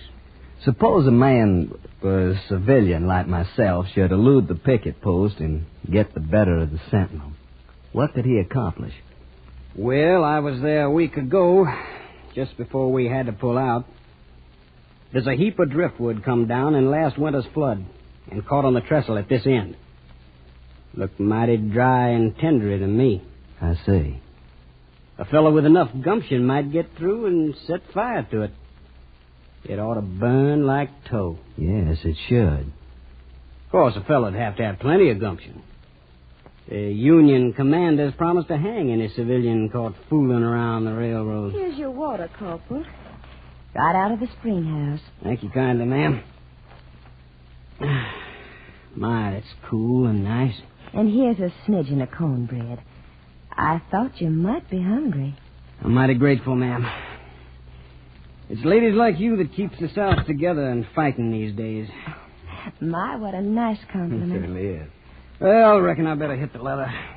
I got a lot of riding ahead of me tonight. Good luck to you, Corporal, and thank you for the information. You'd be taking a chance, sir, but you couldn't do a greater service for your country. I'll remember that, Corporal. Goodbye, ma'am. Goodbye, Corporal. Goodbye, sir. Many thanks. Goodbye. Peyton, what was he talking about? What, my dear? The corporal. What did he mean by service to your country and taking a chance? Oh, nothing. Peyton, tell me. It was nothing, really, my dear. Peyton Farquhar, if you're fixing to take any chances for our country, I want to know about it. Now, you just speak your piece. There's nothing to say except I'd be going away for a day or two on a little trip. Is it dangerous, Peyton? Not very. You'll be back. Yes, my dear. I promise you, I'll be back.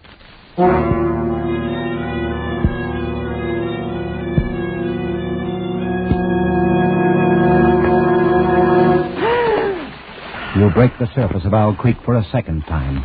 And now you're much further downstream, further away from the Union soldiers on the bridge reloading their guns, the ramrods flashing in the morning sun. That captain won't make the same mistake again. He'll order them to fire at will.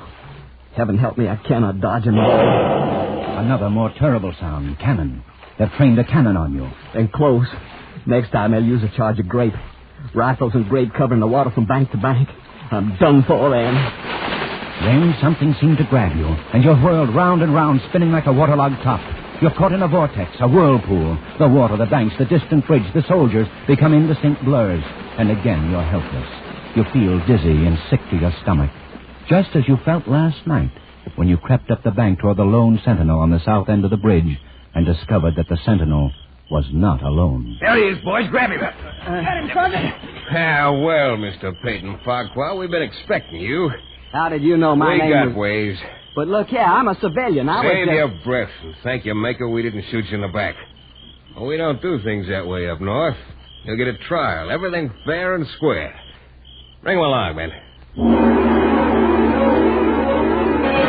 The whirlpool spins faster and faster. A sharp piece of driftwood tears at your coat. The churning brown water chokes you. You know there is nothing you can do. As you had known it last night, when they shoved you into a tent near the bridge to face the infantry captain with the tired eyes. There he is, sir. Right on schedule. Good work, Sergeant. Is this the man, Lieutenant? That's him. What? You're the corporal who stopped at my plantation last night. That's right, Mr. Farquhar. But I'm not with the 13th North Carolina Volunteers. Mr. Farquhar, this is Lieutenant Saltonstall, Intelligence Officer, 5th Massachusetts Regulars. You've trapped me. You deliberately led me into a trap. I'm a civilian and a planter. Yes, and also a Southern patriot, caught in the act of espionage. You can't prove it. We don't have to. This is the most despicable, the most... This proves once more that honor is a stranger in the North. I'm too tired to listen to a recital of the code of a Southern gentleman, Mr. Farquhar. I'm afraid the distinction between your ethics and my lack of them would escape me this evening. But why have you done this? Why have you deliberately trapped me? The best way to eliminate civilian resistance is to lure it into the open. You fell for the bait. Too bad. Now, look here. It's my constitutional right Which Constitution? The Constitution of the United States or Jeff Davis's? You insulting Yankee. Remember your manners, sir. I demand a trial. You've just had it. Post a guard over him, Sergeant. Yes. We'll hang him in the morning.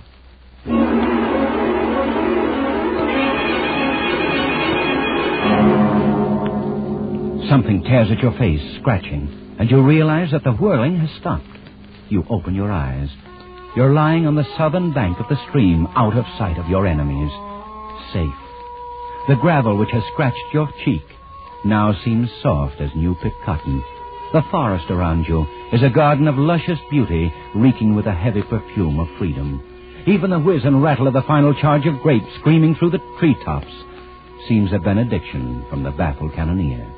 You leap to your feet and run into the woods, south, towards home.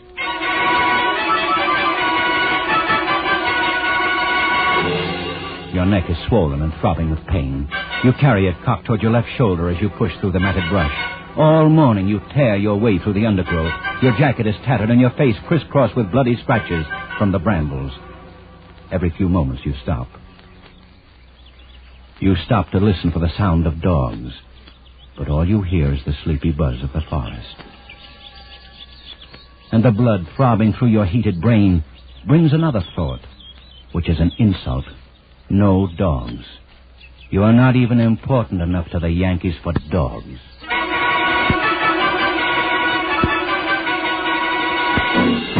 It's nearly noon now, and for half an hour you've been plunging through a swamp, waist-deep in green ooze. Your neck hurts constantly. Your head throbs and your tongue is thick. It tastes like brown cotton. Gnats swarm before your eyes, catching in your eyelids. Mosquitoes buzz in your ears, drill deep in your hands and swollen neck. You cannot go any longer. You slow down. You stop. You reach toward a palmetto root for support, and it slithers from your grasp and slides softly into the water. Water moccasin. Fear finds you at last. Terror, which stood aloof when you fled the executioner's bullets, now embraces you with clammy unction. A water moccasin. The deadly cottonmouth. Now each branch and root seems to writhe under your glance. The swamp is undulating with certain death. You plunge on through the dark, stinking ooze, on and on, tripping, stumbling, never stopping, for terror rides your back, flogging you with a whiplash of fear.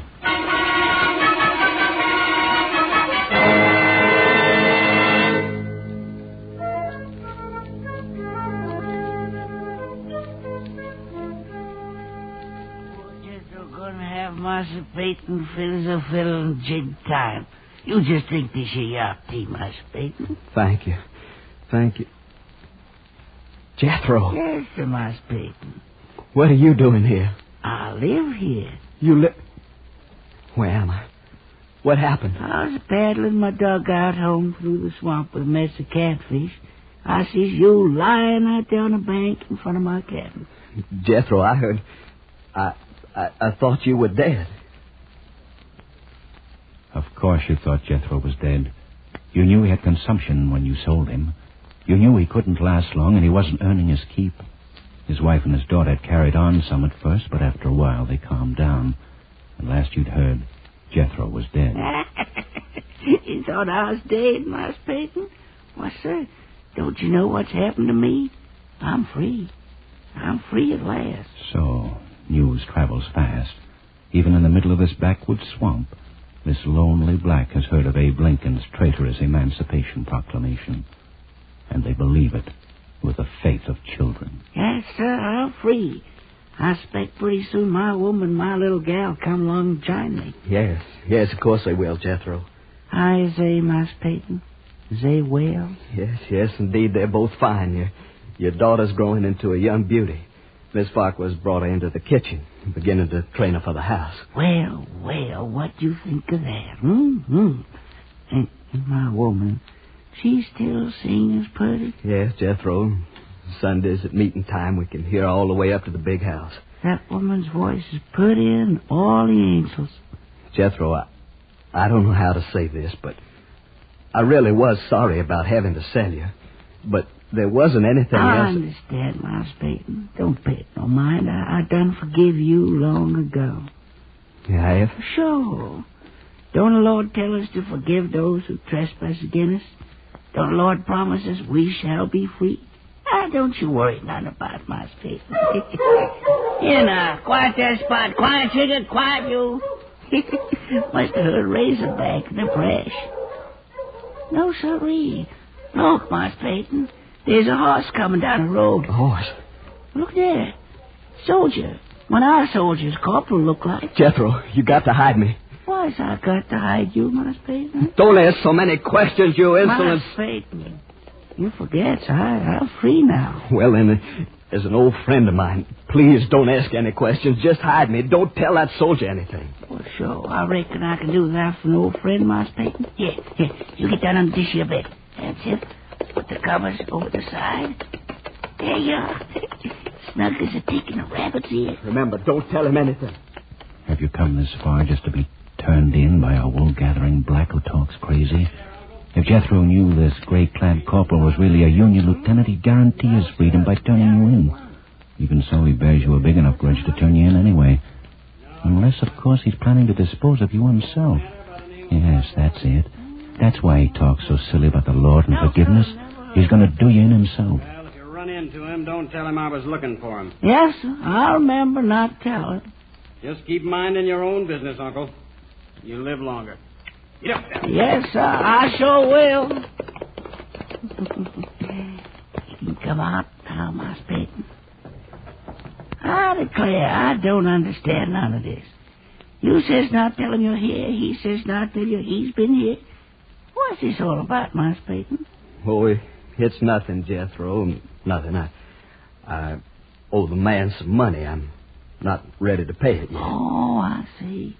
I wouldn't know about that. Money's something never bothered me like it bothers some.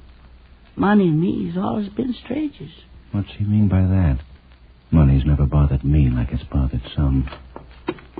What's he picking up that knife for? Jethro, what are you going to do with that knife? Hmm? Oh, I was just fixing to slit up some of them catfish you got in the dugout. Look like you could do with a little food, Miles Peyton. Oh, no, thank you, Jethro. I really got to be on my way. I want to get home by sundown if I can. Sure wouldn't be no bother to cut up a couple calves. No, thank you, old friend. If you'll just tell me which way I should go to get home. Huh? Well, I don't rightly know, Miles Peyton. I reckon from the way the sun's reclining, be down the road that way. Quite a tolerable piece. Yeah, that should be about right. I never been back, you know. I never tried to go back since I've been free. Yes, I know. But I reckon it won't be long till my woman, my little gal, comes here to me. Of course. If you get back, Master Peyton, if when you see him, you tell him I'm here waiting for him, you hear? Yeah, I'll do that, Jethro. I'll do that. You get away from there fast, the shells of the road crunching under your muddy boots. That grinning savage standing in the doorway of the shack, the knife in his hands. And each moment until the road bends and cuts off the cabin from view, you fear he'll come after you, the knife poised to plunge in your back, to pay you for the thrust you gave him when you sent him away to die. But he's still standing, grinning foolishly and waving as you turn the bend. Now you feel safe, but only for a moment. Then you hear a sound. The sound of a horse. It must be the corporal in gray from the 5th Massachusetts Regulars. He's coming back down the road, searching for you, hounding you, coming to take you back to Owl Creek Bridge, back to a rope that won't break under your weight. You walk faster and faster, and always the sound is there, growing louder and louder. And you run as fast as you can down the shell road, which stretches clear to the horizon between the green walls of scrubby pines. How long have you been running down this endless road? It's dark now. Is it night? Or has the blood trapped in your head by the suffocating rope at last burst into your congested eyeballs and blinded you? Will it next pour from your swollen and bruised neck into your brain, stopping all sensation, instantly bringing to a welcome end this day of agony and flight? Ridiculous fantasies of fatigue and fear. You can see the darkness is the black of a sudden summer storm. That lightning flash clearly shows the white road ahead and the black silhouettes of trees along the sides. And since you're sure that you can see, the other senses return. You hear the rumble of the thunder. You feel the insupportable ache of your straining lungs, the leaden weight of your tired feet, and now the patter of rain, first washing the stinging sweat from your scratched and bitten face, now pounding harder, flowing down across your hatless head, matting your hair, slowing your headlong gait to a dog trot. Another flash of lightning directly overhead. For an instant, you see the soldiers of Owl Creek Bridge standing at the side of the road, rifles leveled, their eyes boring down the sights, aiming at your heart. Again, you're running, and the rain has turned to hail. Pellets as big as hominy beat down on you, pound your swollen, bruised neck, hammer at your countless cuts. Again, the lightning. And on the other side of the road, the gray-clad corporal sits astride his horse waiting for you. No! No, you can't get me now! No! This bolt of lightning strikes a tree ahead of you, and in the white blinding light stands Jethro, black and grinning, knife raised in the air. No! No, Jethro! Forgive me! Forgive me! He's gone. And now you see dangling from each tree along the road a noose swinging in the wind. Wherever you turn, wherever you look, a noose waiting for you. A noose which wriggles like a water moccasin.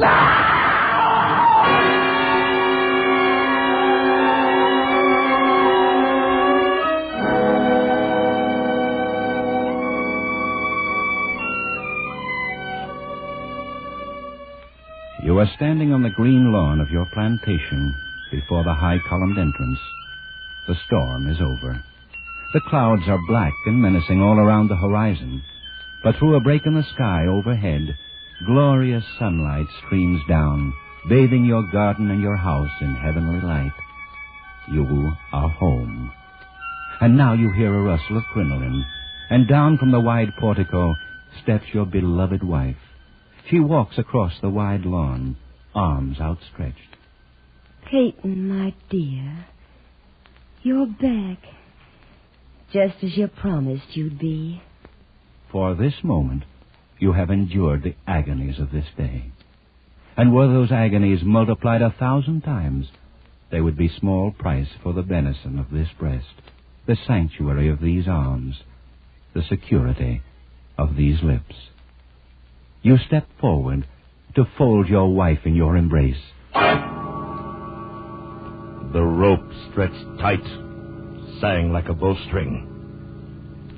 Peyton Farquhar was dead. His body, with a broken neck, swung gently from side to side beneath the timbers of Owl Creek Bridge.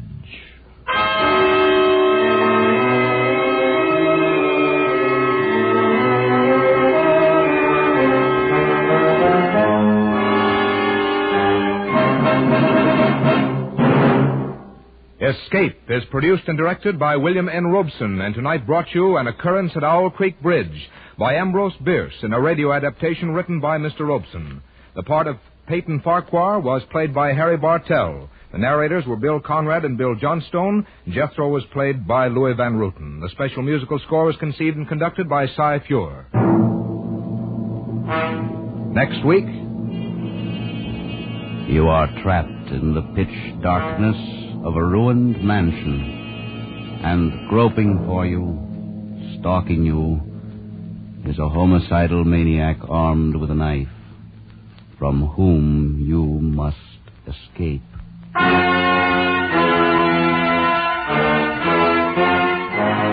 Next week, we escape with Joseph Hergesheimer's gripping story, Wild Oranges. Good night, then, until this same time next week, when we again offer you Escape. This is CBS, the Columbia Broadcasting System.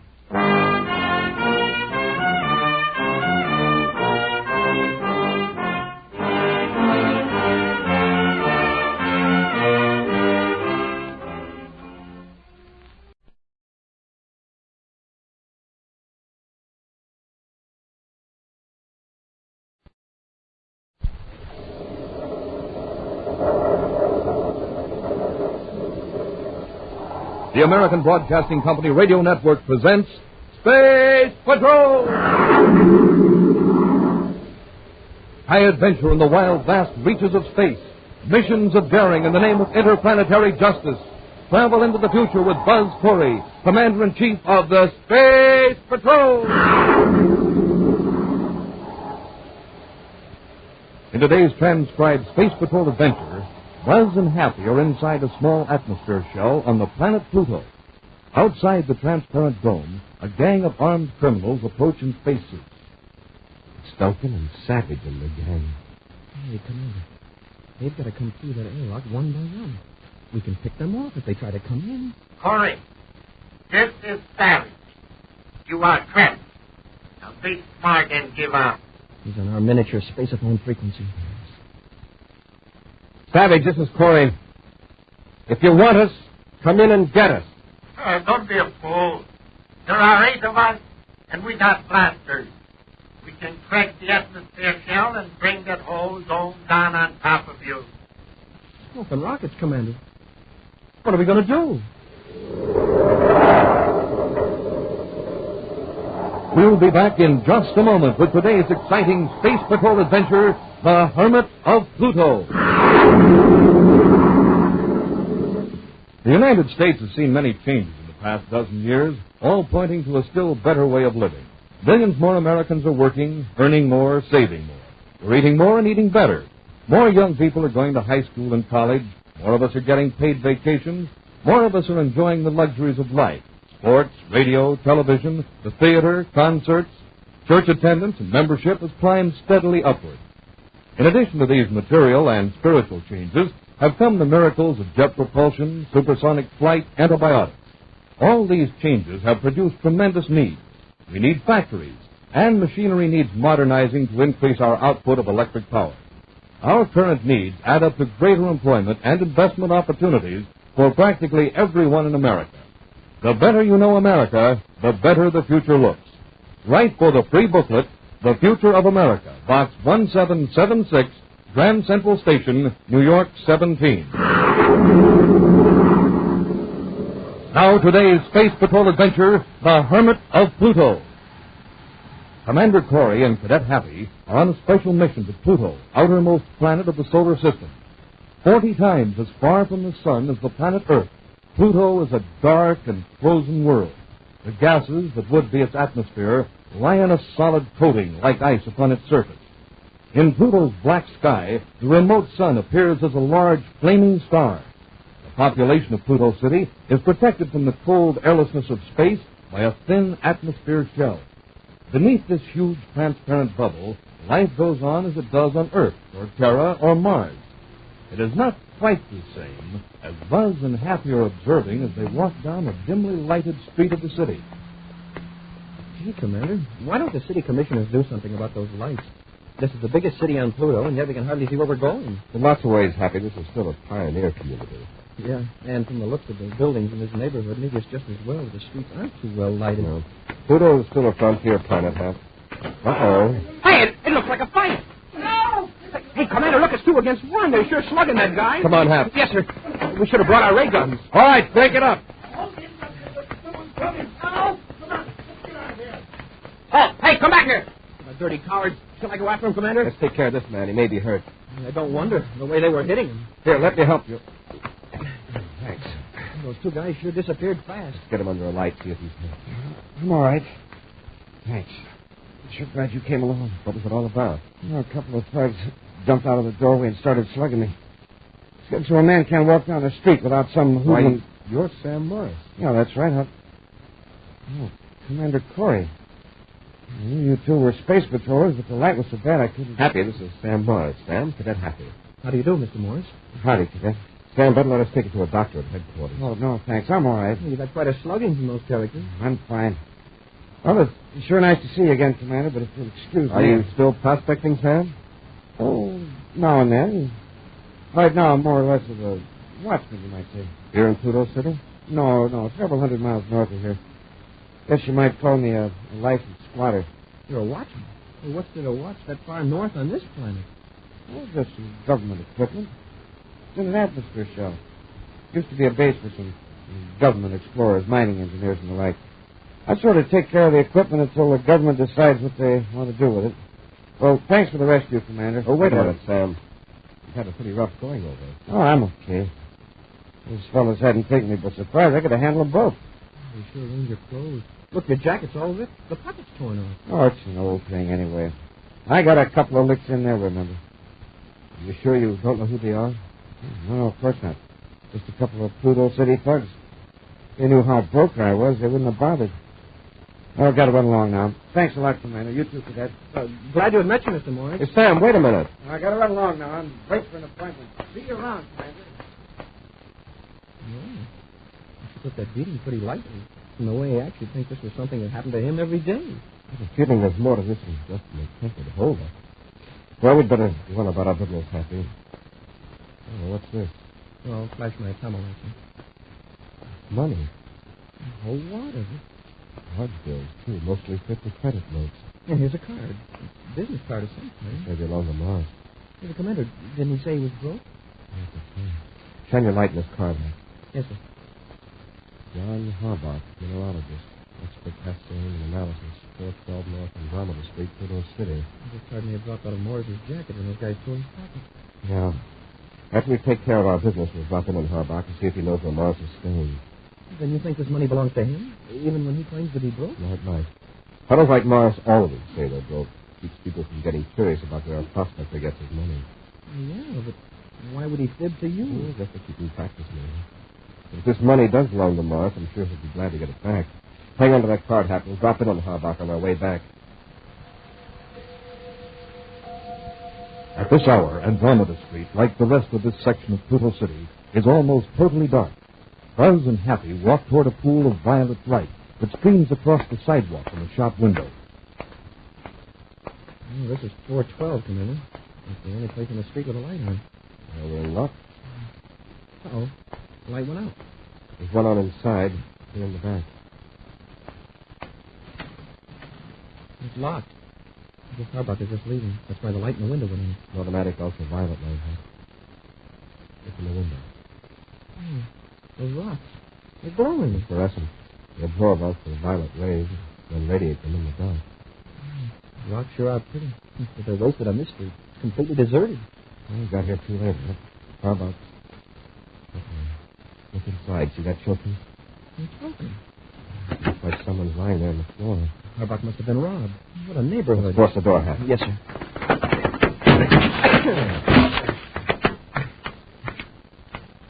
I'll turn on the light, Commander. All right. These two didn't come. Let's get him away from that shattered showcase. Yes, sir. Don't hit me. That's all right. We're space patrollers. Oh. Thought they were still here. Who attacked you? Two men. Never saw them before. They came in just as I was closing shop. Are you John Harbach? Yes. Guy really pumped me. Sure tore the place apart. Is the safe locked? It's supposed to be. I'll check.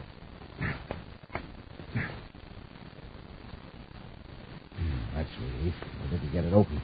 By the looks of your desk over there, they seem to be more interested in your record. Do you know why? No. Well, not exactly. What do you mean, not exactly? What happened here? Well, like I said, these two men came in just as I was closing. They wanted me to run a test on a piece of cloth. Piece of cloth? Yeah, I thought it was strange myself, me dealing with minerals. But it turned out there were traces of minerals in the fabric.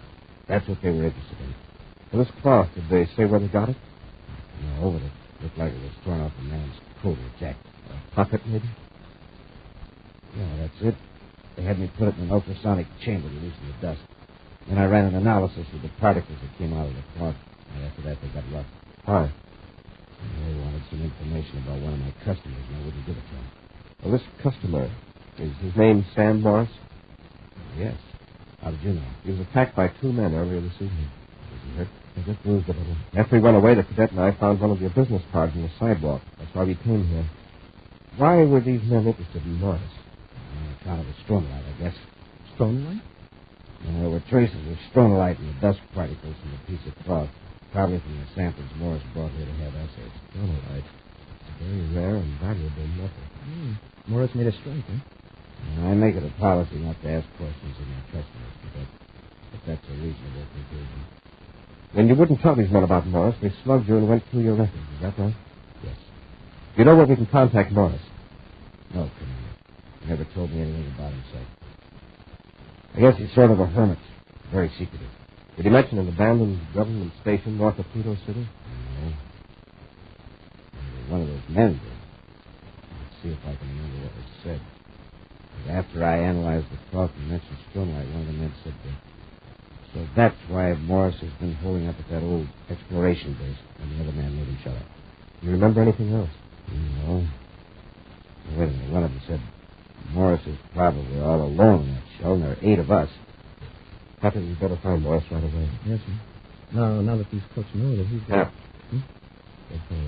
Someone across the street watching this shop. Just put a brace of you through the window. Want me to go over and investigate, sir? Turn off the lights and stay with the leader. Yes, sir. How about don't look out the window for the lights are on. All right, Commander. See? Yeah, but not very clearly. He's carrying off down the street now. Tail him, Hap. I'll take Harbach to headquarters. He'll be safe in there. We'll keep in touch through your miniature spaceophone. Half an hour later, Commander Corey leaves the Pluto City Space Patrol headquarters in a surface car. His receiver is tuned with special miniature spaceophone frequency. Cadet Happy calling Commander Corey. Cadet Happy calling Commander Corey. Corey here. Go ahead, Hap. I'm on Polaris. 900 block. Half a block behind the man I'm seeing. What's he up to? Nothing so far, but I got a pretty good look at him. Half interesting. I swear he's one of the men that jumped Sam Morris. I'm in a surface car about a half mile from you. I'll come by and pick him up. Okay, Commander. Uh-oh. Another man just stepped out of the doorway. 2 of them are walking together. Probably his partner. Don't lose them, Hap. I'll be right there.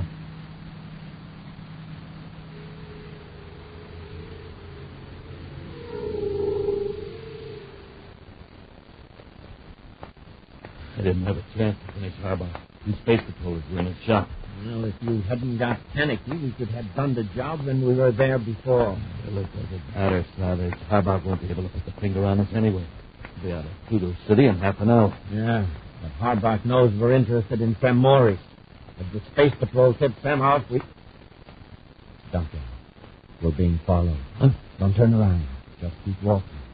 When you turn the corner, we'll wait and let him catch after. Okay. Now, press close to the wall. Yeah.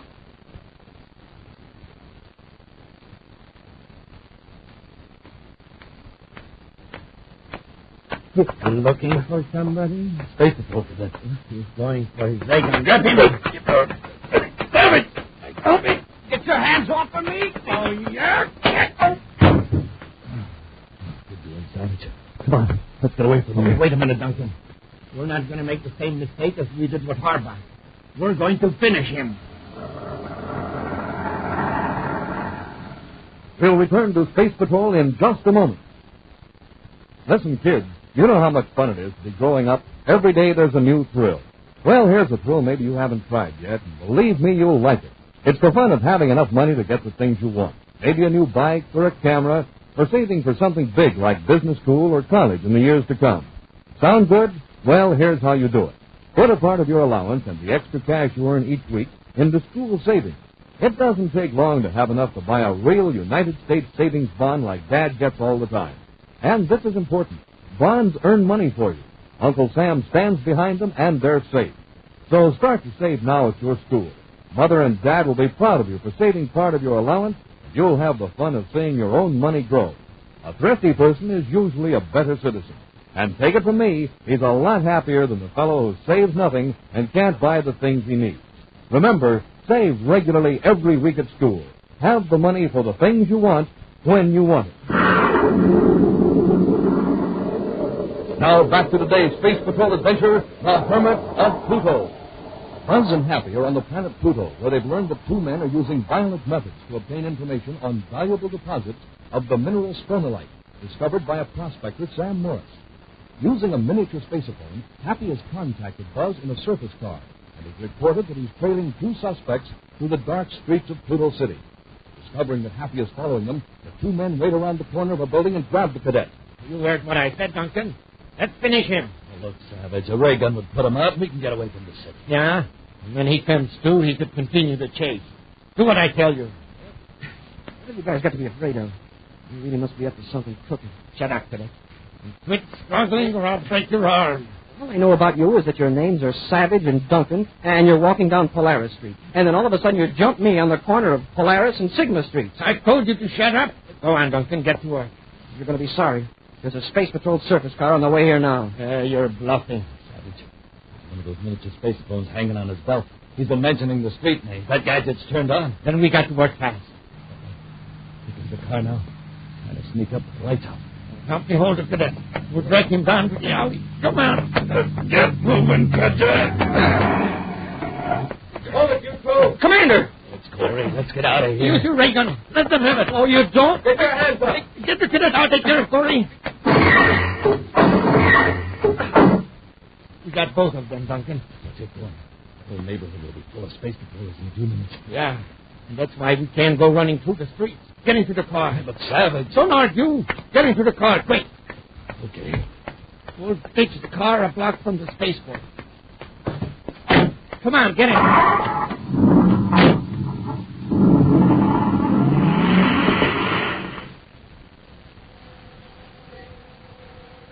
A few moments after Duncan and Savage roar away in the commander's surface car, another Space Patrol car rushes to the scene to find Buzz and Happy unconscious on the sidewalk. Slightly more than an hour later, in Pluto City headquarters, Buzz checks with Space Control, then turns to Happy. 2 ships blasted off while we were under the effects of the ray gun. One of them was Sam Morris. And Savage and Duncan were in the other. Very likely. The second ship was registered to H.D. Margolis. So far, our agents haven't been able to locate anyone by that name here in Pluto City. Well, it could be an alias of either Duncan or Savage, I guess. Yes. The surface car I was using. One of our men found it abandoned and blocked from the spaceport. Well, if they try to land at any other spaceport, we'll have it. The trouble is they know it. I figured they're desperate enough to go right after Sam Morris. You ought to tip Morris off. I tried to reach him by spacephone. I have an idea Morris is back at that abandoned station working his time. Oh, with Savage and Duncan after him, he's in a dangerous spot. To save his life, we've got to find Morris and persuade him to stay in a safe place until we capture those 2 cutthroats. Now, come on, let's get to the spaceport. On a northward course, the Terra 5 arcs over the frozen surface of Pluto toward the tiny atmosphere shell 900 miles from Pluto City. Through the infrared viewscope, Buzz and Happy scan the terrain beneath them. According to the charts, the shell is just a few miles ahead. Yes, but I want to be sure there's no activity on the ground there. If Duncan and Savage plan to surprise Morris, they'd have to use an overland approach. Maybe Morris isn't at the shell. He hasn't answered any of our spacephone calls. Maybe out prospecting. He could be purposely ignoring us. Doesn't he realize we're trying to help him? He's very stubborn and suspicious. Now that he's found some stromalite, he's probably twice as cautious. Say, Commander, does living all alone in out-of-the-way places make people a little peculiar? Or are they peculiar to begin with? Men like Morris are a lot more self-reliant than most people, Happy. When Morris acts in a way you think is strange, just remember that his behavior has helped him survive in a very rugged environment. That's interesting. What's the viewscope screen? Spaceship? No. There's a place down there where a spaceship might have landed. See that dark spar on the surface of the planet between those 2 peaks? Yes, sir. The only place in this whole region where the ground isn't completely covered with frozen atmosphere. A ship scraped it clean when it landed, huh? I think the heat from the rocket exhaust did it on the blast off. After we contact Morris, we'll come back and search this whole region. Dinosaur aboard Terra 5, calling Sam Morris at Pluto Exploration Base 5. Dinosaur to Sam Morris, urgent. Please acknowledge.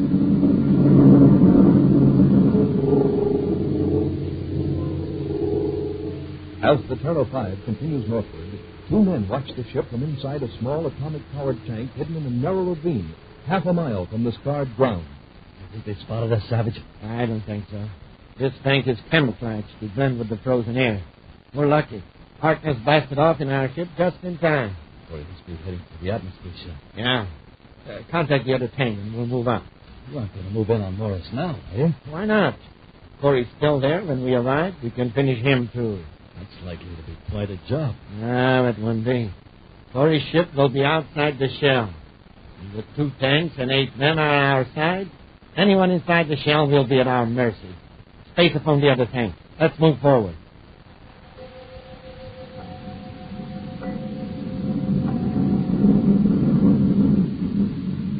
There's the shell, Commander. Yes, that's Morris's ship just outside the airlock. There's no other ship in sight. Morris must be there alone. I'll try once more before we land. Benacori aboard Terra 5, calling Sam Morris at Pluto Exploration Base 5. Sam, if you read me, acknowledge this is urgent. Morris, Benacori, what do you want? Where are you? Inside the shell? Yeah, I'm pretty busy. You're in serious danger. I've got to talk to you in person. Somebody may be picking up this spacephone conversation. Well, all right. You'll have to land outside the shell. This bubble doesn't have a space lock. Yes, I know. We'll set down near your ship. Hurry out.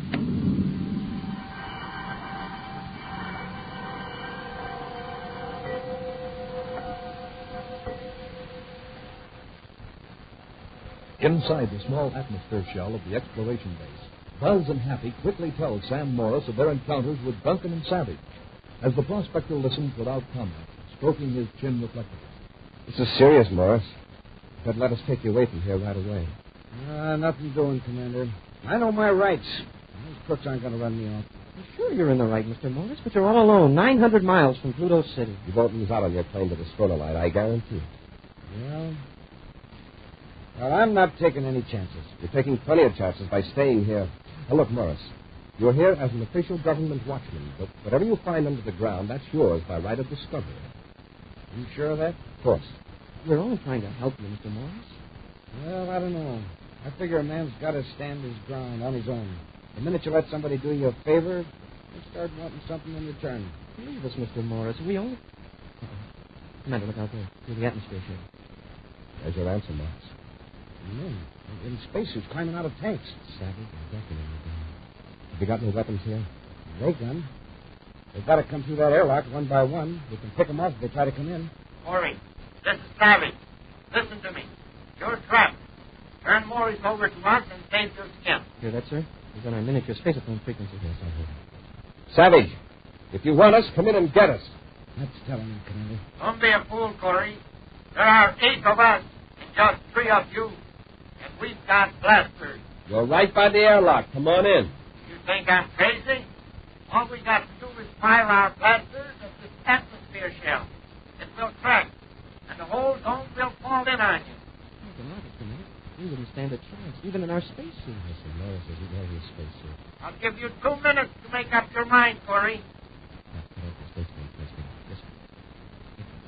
Morris, we don't have any actual weapons, so we'll have to improvise. But out of what? We've only got 2 minutes. That big cone over there, isn't that a heat projector?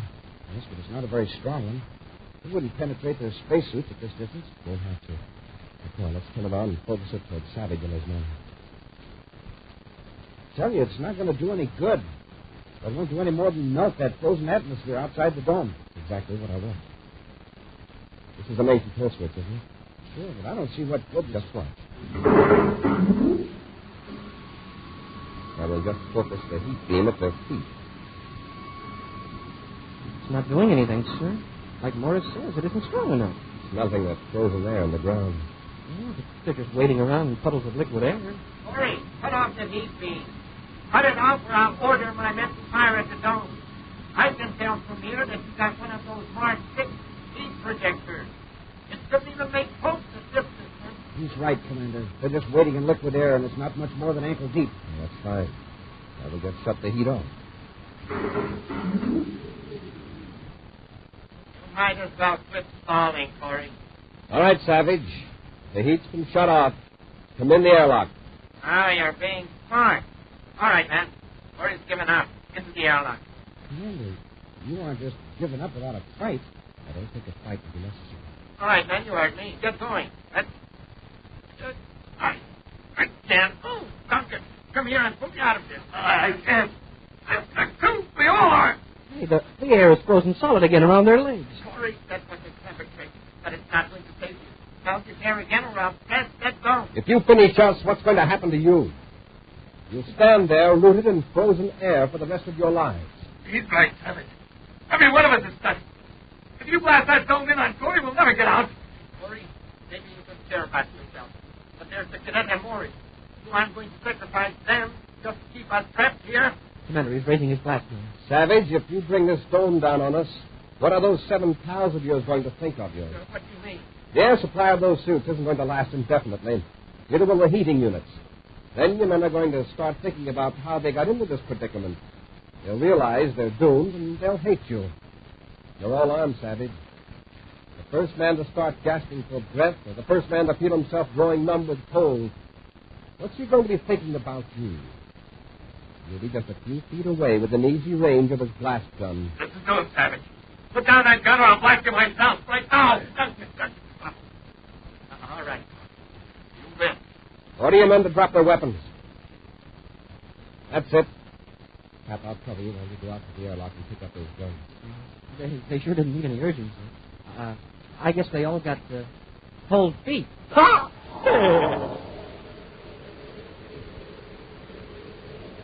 A preview of next week's exciting Space Patrol adventure in just a moment.